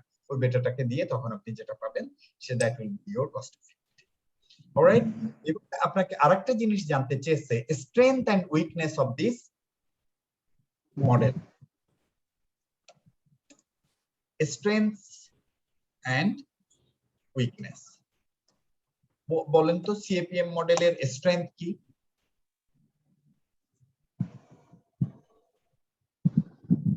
একটা হচ্ছে এটা আমার বেটার উপরই করে দেয়, বেটা ইজ রেডিলি অ্যাভেলেবল। আপনি যে কোনো একটা ভালো ওয়েবসাইটে যান, যে কোনো লিস্টেড কোম্পানির ইয়া চান, বেটা চান, আপনার বেটা চলে আসে, বেটা ইজ রেডিলি অ্যাভেলেবল। ইভেন ওই যে আমি দেখছি ব্লুমবার্গে আমাদের বাংলাদেশি যে কোম্পানিগুলো আছে না, এই কোম্পানিগুলোর ইয়া আছে, এই বেটা ফ্যাক্টর পাওয়া যায়, মানে আমেরিকান সাইট ব্লুমবার্গ, সেখানে আপনার বাংলাদেশি কোম্পানি আছে। সামহাউ মানে ওরা মনে হয় লিঙ্কিং করছে আমাদের এই ওয়েবসাইটে, লিংক করে তারপরে মনে হয় ওদের সফটওয়্যারের মাধ্যমে ক্যালকুলেট করে এরকম। তাহলে বেটা ইজ রেডিলি অ্যাভেলেবল, এটা হচ্ছে একটা ইয়া। বেটা ইজ সায়েন্টিফিক একটা অ্যাপ্রোচের মাধ্যমে এটারে ক্যালকুলেট করা হয়। হ্যাঁ বলেন স্যার। আর একটা জিনিস হচ্ছে স্যার, যে এই এই এই বিটা, এটা স্যার জিনিসটা কি স্যার? আমি মানে বলতে চাইতেছি স্যার, জিনিসটা কি ডাটা নাকি? বেটা বলতে কি ডাটা নাকি? না না, এটা তো একটা বেটা ফ্যাক্টর। আচ্ছা আপনাদের একটা কাজ করি, তো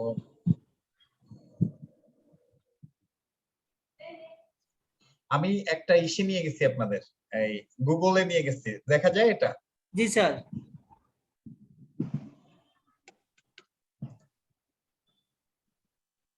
লাফাস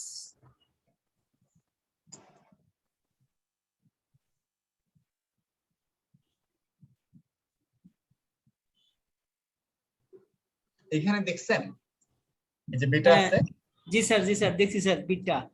হ্যাঁ বেটা, এটা কত? 2.16। এটার মানে হচ্ছে এই বেটা বলতে মিন করে হচ্ছে মার্কেট রিস্ক। বেটা বলতে কি মিন করে? Market place. মার্কেট প্লেস না, মার্কেট রিস্ক। যার বেটা যত বেশি তার রিস্ক তত বেশি, রাইট? বেটা হচ্ছে আপনার ওই যে volatility of earnings, volatility of cash flows, তারপরে হচ্ছে ওই যে আমরা যেটা বলেছিলাম অপারেটিং গিয়ারিং, তারপরে হচ্ছে আপনার ফাইন্যান্সিয়াল গিয়ারিং, এইগুলোর উপর বেটা ডিপেন্ড করে। স্ট্যাটিস্টিক্যাল একটা মডেল দিয়ে বেটা ক্যালকুলেট করা হয়, ওর মেবি আর্নিং ভোলাটিলিটি, ইপিএস এর ভোলাটিলিটি, এইসব দিয়ে আপনার ইয়া করতেছে, এই বেটা বের করতেছে। এটা বোঝাই যাচ্ছে এটার বেটা ইজ ভেরি হাই, কারণ দেখেন ওর পিই রেশিও, মানে যদি আপনারা ক্যালকুলেশন বোঝেন, এই লাফার্জের শেয়ার প্রাইস, এটার ইপিএস কত দেখছেন? 2, আর পিই রেশিও কত? 50.67। তার মানে EPS into PE you get the price. এর প্রাইস কত রয়েছে আজকে? 102 পয়েন্ট, ওই যে এটা না, কিন্তু এটার এর প্রাইস হলো মেইনলি স্যার 108। না, এখানে থাকবে 102.8, ঠিক আছে? তার মানে এই শেয়ারের প্রাইস কত হলো? 102.8। এটা আপনি বুঝতে পেরেছেন? ক্যান ইউ ইন্টারপ্রেট যে it will take 51 years if you just depend on the EPS, এবং ইউ কনসিডার দিস ইপিএস মানে পুরো আর্নিং এ আপনার দিয়ে দিবে। তার মানে how long will that company take to repay your money without considering the আপনার যে টাইম ভ্যালু অফ মানি? বলেন তো, আপনি যদি এখন 102 টাকা দিয়ে এই শেয়ারটা কিনেন, how long will it take? 51 বছর, মানে 50.64 years it will take for the company to give your money back, এবং assuming they will be able to যে মানে ইপিএস এর পুরোটাই রিয়ালাইজড এবং এটা আপনারা পে করবে। Make sense? তার মানে this considers as risky company, মানে এই যে প্রাইস লেভেলে আছে, Lafarge itself is not a risky company, but এই যে প্রাইস যে লেভেলে গেছে এটা এখন একটা রিস্কি হয়ে গেছে, এবং therefore এর বিটা যেটা মার্কেট রিস্ক, এটা এখন কত হয়ে গেছে? 2.16। এই বেটা মানে হলো মার্কেট রিস্ক, যে রিস্কটা কোনোভাবেই অ্যাভয়েড করা যায় না। In other words this is called unavoidable risk. Make sense? এবার বুঝতে পারছেন? হ্যাঁ জি sir, thank you sir. Comparison হচ্ছে where we are। বেটার কোন স্ট্যান্ডার্ড রেট আছে কি? বেটার কোনো স্ট্যান্ডার্ড রেট নাই, এটা ক্যালকুলেট করতে হয়, কোনো স্ট্যান্ডার্ড রেট নাই। আচ্ছা, এইটা কি স্যার 30 এর নিচে থাকা ভালো? কি? The lower the beta, the better for the company. যত বেশি কম হবে। আচ্ছা আপনারা এই দেখেন, একটু আপনারা মাথা খাটান না। আপনার সিএপিএম মডেলের ফর্মুলা কি বলেন? Risk free rate RF plus RM minus RF into বেটা। আরএম মাইনাস আরএফ ইনটু বেটা, তাই না? আপনি কি খেয়াল করেছেন বেটা যত বেশি হবে আপনার কস্ট অফ ইকুইটি তত বেড়ে যাবে? আমরা একটু নেই, একটা ফর্মুলা নেই, মনে করেন risk free rate is 5 plus আপনার মার্কেট রিটার্ন মনে করেন 15, রিস্ক ফ্রি রেট হচ্ছে 5। একটু আগে আমরা মনে করেন লাফার্জের বিটা দেখছি 2.17, রাইট? ওর কত হয়েছে দেখছেন কস্ট অফ ইকুইটি?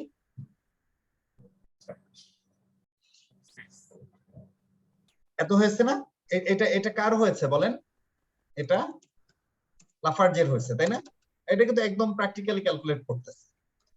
ওকে, দেখেন আপনারা তো আসলে এইগুলা আসলে যদি অনেক সময় থাকতো, মানে দিস ইজ ভেরি ইন্টারেস্টিং, যদি আপনার অনেক সময় থাকে ওই যে প্র্যাকটিক্যাল ইয়াতে অ্যাপ্লাই করা, and I do enjoy, but আপনাদের তো আসলে এত সময় থাকে না, এই জন্য দেখানো যায়। এবার let's think of another company, let's think of ACI. ACI limited নেই। এই কোম্পানির বেটা কত? 0.46 খেয়াল করছেন? আমরা এই কোম্পানির যদি কস্ট অফ ইকুইটি ক্যালকুলেট করতে চাই, see how does it impact, এখানে আমরা 0.46, কারণ আমার রিস্ক ফ্রি রেট বলেন মার্কেট রিটার্ন বলেন দুইটাই তো মার্কেট থেকে আসতেছে, it is not going to change. You see what is the cost of equity of this company? So this fantastic company, their cost of equity is just 9.6. কেন? কারণ ওর দেখবেন যে ওই আর্নিংস ওইগুলা টিয়া অনেক কম আছে, এই কারণে ওর বেটাটা কম। তাহলে সি হাউ ডাজ দ্য বেটা ইম্প্যাক্ট, দ্য লোয়ার দ্য বেটা the higher the performance of this company. বোঝা গেছে এবার? এবং beta basically represent the market risk which is unavoidable, কোনোভাবেই যেটা অ্যাভয়েড করা যায় না, that is called market risk. আচ্ছা, আমরা এই কোশ্চেনটা আজকে শেষ করতে হবে। হ্যাঁ, তাহলে স্ট্রেংথ আমরা কি বললাম? Beta is readily available, beta is very scientific, এগুলো আপনারা বললেন। আর উইকনেস হচ্ছে this is based on the historic data, historic ডেটার উপর আপনার ক্যালকুলেট করে করা হয়, এই জন্য এটা একটা প্রবলেম। আর কি doesn't take into account যে how the will be, ওই যে CAPM এর লিমিটেশনস মনে আছে? আমরা একটু আগে ওই যে আমার ইসে দেখছিলাম CAPM এর লিমিটেশনস আমরা বলেছিলাম না একটু আগে, risk free rate, errors in historical analysis, right? ওই যে আপনার এররস ইন হিস্টোরিক্যাল অ্যানালাইসিস, ওইখান থেকে 3-4টা পয়েন্ট বলে দিবেন, নট মোর দ্যান দ্যাট। দরকার হলে এখানে 2টা এখানে 2টা, মোর দ্যান না, কারণ এই ওভারঅল মার্ক হচ্ছে 5 মার্ক। দেখেন পরীক্ষায় এই জিনিসগুলোও কিন্তু একটা আপনার আর কি স্ট্র্যাটেজি, যে আমার CAPM এর এই যে কোশ্চেনটায় মার্কস হচ্ছে overall 5, how much time you should spend on that? Maybe আপনার ওই যে 4-5 মিনিটস এরকম 5টা পয়েন্ট লিখে দিবেন, আর শেষে উইকনেস 2টা, 2টা, শেষ। Just because you know everything you should not write, কারণ আপনি যদি আপনি 5-এ কিন্তু maximum this is cap to 5 internal maximum, 5-এর বেশি আপনি পাবেন না। তাহলে আমরা কি বুঝতে পারছি কিভাবে অ্যানসার করতে হবে? আচ্ছা, ডি নম্বরে বলেছে explain what would have been the effect on WSCC in theory and in practice of the company having different debt equity ratio. Different debt equity ratio যদি থাকে মানে how does it impact the WSCC?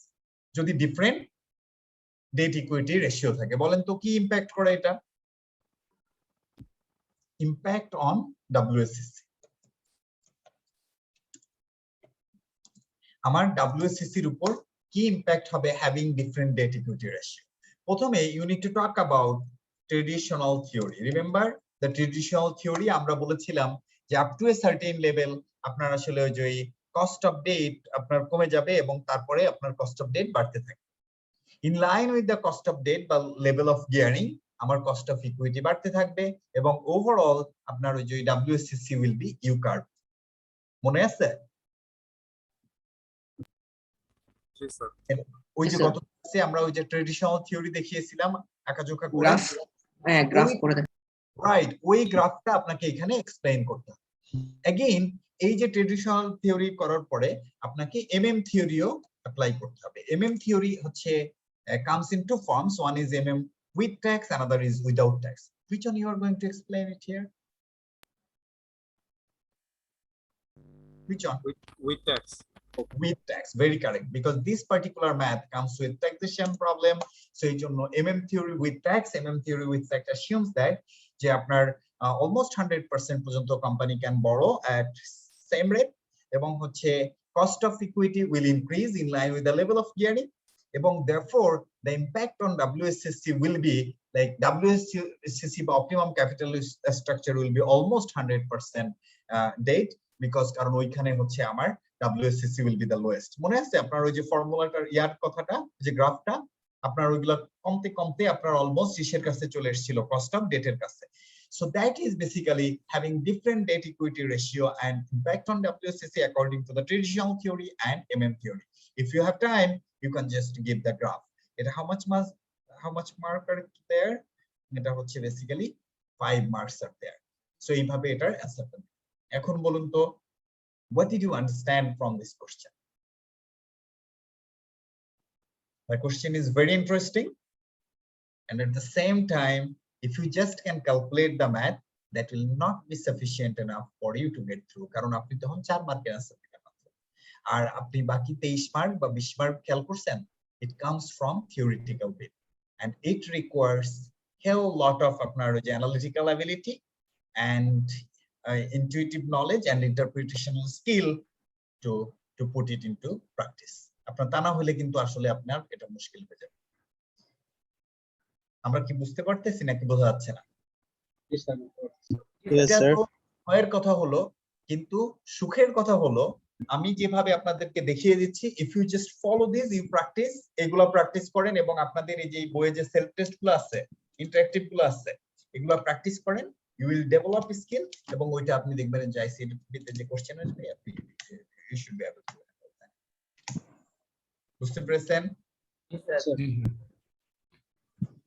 R you happy so far যে যেমন করে আমরা করতেছি, মানে do you understand? Yes, sir. তাহলে আমরা কি আজকে শেষ করি? It's like it's very late, 10 o'clock. We should have dinner. Sir thank you sir. Sir আমার একটু কথা আছে। জি জি জি বলো স্যার। এখন নেক্সট ক্লাসে আমাদেরকে কোনটা করাবেন? এটাই কি নেক্সট এইটা ওই আরো 2-3টা ম্যাথ করিয়ে দিব এক্সাম স্ট্যান্ডার্ডে, কারণ এটা তো একটা কোশ্চেন দেখলাম, আমরা 3-4টা কোশ্চেন দেখবো আসলে। আমরা কি স্যার এখান থেকে কি মানে আমরা কি আমাদের মানে প্রবলেমগুলো নিয়ে ক্লিয়ার করব, মানে বাকি যেগুলো দিচ্ছেন আপনি এখানে চেষ্টা করবেন সব করা লাগবে না, এইটা আপনার এটার উপর আমি যেটা শেয়ার করব আইসিএডব্লিউ, এটা আপনার করার দরকার না, এটা আমি করিয়ে দিব। দেখেন আমি আপনাকে বলি, আমি যেভাবে ক্লাস নেই, I try to give the foundation. আপনি দেখেন এই যে ইনিশিয়াল ফাউন্ডেশন কিন্তু আমি আপনাদেরকে দিয়েছি, দেওয়ার পরে আমি কি করলাম, এক্সাম স্ট্যান্ডার্ড কোশ্চেন করতেছি, রাইট? যখন আমি এক্সাম স্ট্যান্ডার্ড কোশ্চেন করে ক্লোজ করে দিব, you should not ask any more questions on that. You should solve ICIB ওই যে কোশ্চেন পেপার যেটা আছে এবং ICIB যে কোশ্চেন বুক, পাস্ট কোশ্চেন বুক, এটা আপনি সলভ করবেন, এবং according to my experience 99% কেসে you should be able to solve them by yourself if you understand my class, এবং এই যেগুলো আমরা বলতেছি এটা আপনি পারবেন। এর বাইরে আসলে ওরকম কিছু নাই, even though you have got some new topics, from this knowledge you will be able to solve them. বুঝতে পেরেছেন? Tackle them. আর স্যার তাহলে নেক্সট ক্লাস আমরা এই চ্যাপ্টার 5 এর উপরে করব, তাই তো স্যার? হ্যাঁ, নেক্সট ক্লাস তো এখনো শেষ হয় নাই, কারণ এটা মাত্র একটা ম্যাথ করলাম, অন্য আরো কিছু ম্যাথ ডিফারেন্ট অ্যাঙ্গেলে আছে, সো কিভাবে ওইগুলা করতে হয়। আপনারা বলছেন না যে এটা তো আমরা পারলাম, কিন্তু কেমন করে বড় ম্যাথ আসলে অ্যাপ্লাই করব, তো সেইগুলা একটু শিখতে হবে আরো 2-1টা। আচ্ছা স্যার, আমাদের কি সম্ভব মানে পরীক্ষার আগে আমরা মানে পাস করার মতো প্রিপারেশনের মতো যেতে পারবো স্যার? মনে তো মানে যেটা থেকে শক্তি পাই এই যে অ্যানসারটা না, এটার আসলে there is no shortcut answer or a standard answer to that. এটা হচ্ছে depend on the capability of the students, because each and every student is very unique. Someone who has got prior experience in the financial management, it will be fairly okay for him to get through, but if you do not have exposure, let's say আমরা কিন্তু এরকম স্টেজে আছি, we have no idea about beta, we don't know what is IRR and what is WSSC, so still মানে আমি কিন্তু undermine করতেছি না কাউকে, মানে জাস্ট বলতেছি প্র্যাকটিক্যালিটিটা, ফ্যাক্টটা। তো আমরা ওই যে স্কিল গুলা, মানে আপনার কারো হয়তো আপনার অলরেডি ডেভেলপড আছে এবং কারো হয়তো ডেভেলপ করতে হচ্ছে নতুন করে, সো এইটা আমি যদি জাস্ট বলি যে it should be sufficient enough for you to prepare yourself within the limited time, that will be very unfair. Some of you might and some of you might not, but এটা হচ্ছে ওই আপনারা depend করবে যে আপনাদের উপরে, যে আপনারা আর আপনারা সব ক্লাস কেন করেন আপনারা সেটা বলেন তো। আপনার যে পরীক্ষা আপনি যে কয়টা দিবেন সে কয়টা ক্লাস করে আপনি পরীক্ষা দিবেন, আপনারা দুনিয়ার সব ক্লাস করেন and you cannot really focus on, এটা হচ্ছে মুশকিল। এবং আপনারা যেটা হয়, আমরা we get demoralized and demotivated, কারণ কি জানেন, দেখেন এই যে ক্লাস করে we don't get significant money out of it, and this money really doesn't matter for us at this level. এটা আমরা ক্লাস নেই কারণ it gives some sort of happiness, some sort of fulfillment, যে let's say you are writing the exam and you pass through and you are sending me a text that I got through, so it gives some sort of fulfillment and যে না I have done something for our future generations. তো এইটা যখন আপনারা focus না করেন, we get really irritated যে আমরা এত কষ্ট করে তাহলে why do I do that, আমার আসলে দরকারটা কি, বুঝতে পারছেন? কিন্তু আপনারা আমরা ফিল করি যে এটা আসলে স্যার আপনাদের মতো মানে হায়ার এই জায়গায় মানুষদের জন্য এটা আসলে ফাইন্যান্সিয়াল বিষয়টা না, এটা কখনো ফাইন্যান্সিয়াল থাকে না, কারণ আপনারা হয়তো বিষয়গুলো চান না যে ফাইন্যান্সিয়াল বেনিফিটের জন্য যে কেউ আসে অ্যাটলিস্ট ক্লাস নিতে, এটা আমাদের মনে হয়। আমাদের মনে হয় যে আলটিমেটলি তারা ফিউচার মেম্বারদেরকেই তৈরি করতেছে, মানে কি না না, এটা হচ্ছে কি, it feels great feelings. মনে করেন, let's say I'll be seeing you in the ICAP and আপনি you might be saying, hey, you know, I have attended your financial management class or maybe a strategic business management class. It feels so good. I'm saying, okay, do you? মানে এটা একটা অন্যরকম feeling, হ্যাঁ। কিন্তু ঘটনাটা সেটা না, ঘটনা হচ্ছে আপনারা জয়েন করার পরে আফটার 3 days আপনি দেখা যাচ্ছে যে স্টুডেন্ট হচ্ছে 20 জন। How does it feel like? মানে তখন হচ্ছে মনে হয়, am I really a bad teacher? Can't I deliver? I know আসলে অনেক না, এখানে ওইটা যে একটা significant- মনে হয়, আবার পরে আমি বুঝি যে এটা আসলে this is not my fault, this is their problem আর কি, কারণ তারা এখানে আসলে একটা significant বিষয়টা হচ্ছে অনেক টিচার 60 টাকা ক্লাস করতেছে, Right. কি কনসেন্ট্রেশন দিতে পারতেছে না, এটা হয় না, কারণ অফিস করে হয়ে ওঠে না।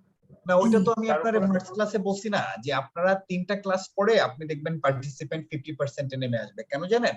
You will be thinking, okay, it's very tough subjects, it's difficult to get through this time, so let us do one thing, it is park it aside, focus on the easier modules. বুঝতে পারছেন? This is what happened. এবং পরবর্তীতে কি করবেন আপনারা? পরবর্তীতে আপনারা আবার এনরোল করবেন স্পেশাল ক্লাসে এনরোল করে আবার করবেন, এবং তখন আপনার টাকা বেশি দিতে হয়। নাম্বার 2, স্পেশাল ক্লাসে নাম্বার অফ ক্লাসেস এরকম থাকে না। এখানে যেরকম আমি অনেক কিছু সুন্দর করে বলতে পারি, ওইখানে ওর তো বলার টাইম থাকে না, কারণ ওইখানে টাইমই ক্লাসেই দেওয়া হয় কম, স্পেশাল ক্লাস। এনিওয়ে, আমার মনে হয় এখানে একটা বড় বিষয় কাজ করে হচ্ছে স্যার, ওই যে বিশেষ করে ম্যাথ, তো অনেকে ম্যাথ পড়তে পারেন বা করা হয়ে ওঠে সব মিলাই। ঠিক আছে, thank you sir, thanks. So মন খারাপ করেন না, মানে I was little bit rude, but এটা হচ্ছে প্র্যাকটিক্যালিটি বলতে গেছি। Take care and see you in the next class. হ্যাঁ, আসসালামু আলাইকুম। আসসালামু আলাইকুম স্যার। আসসালামু আলাইকুম।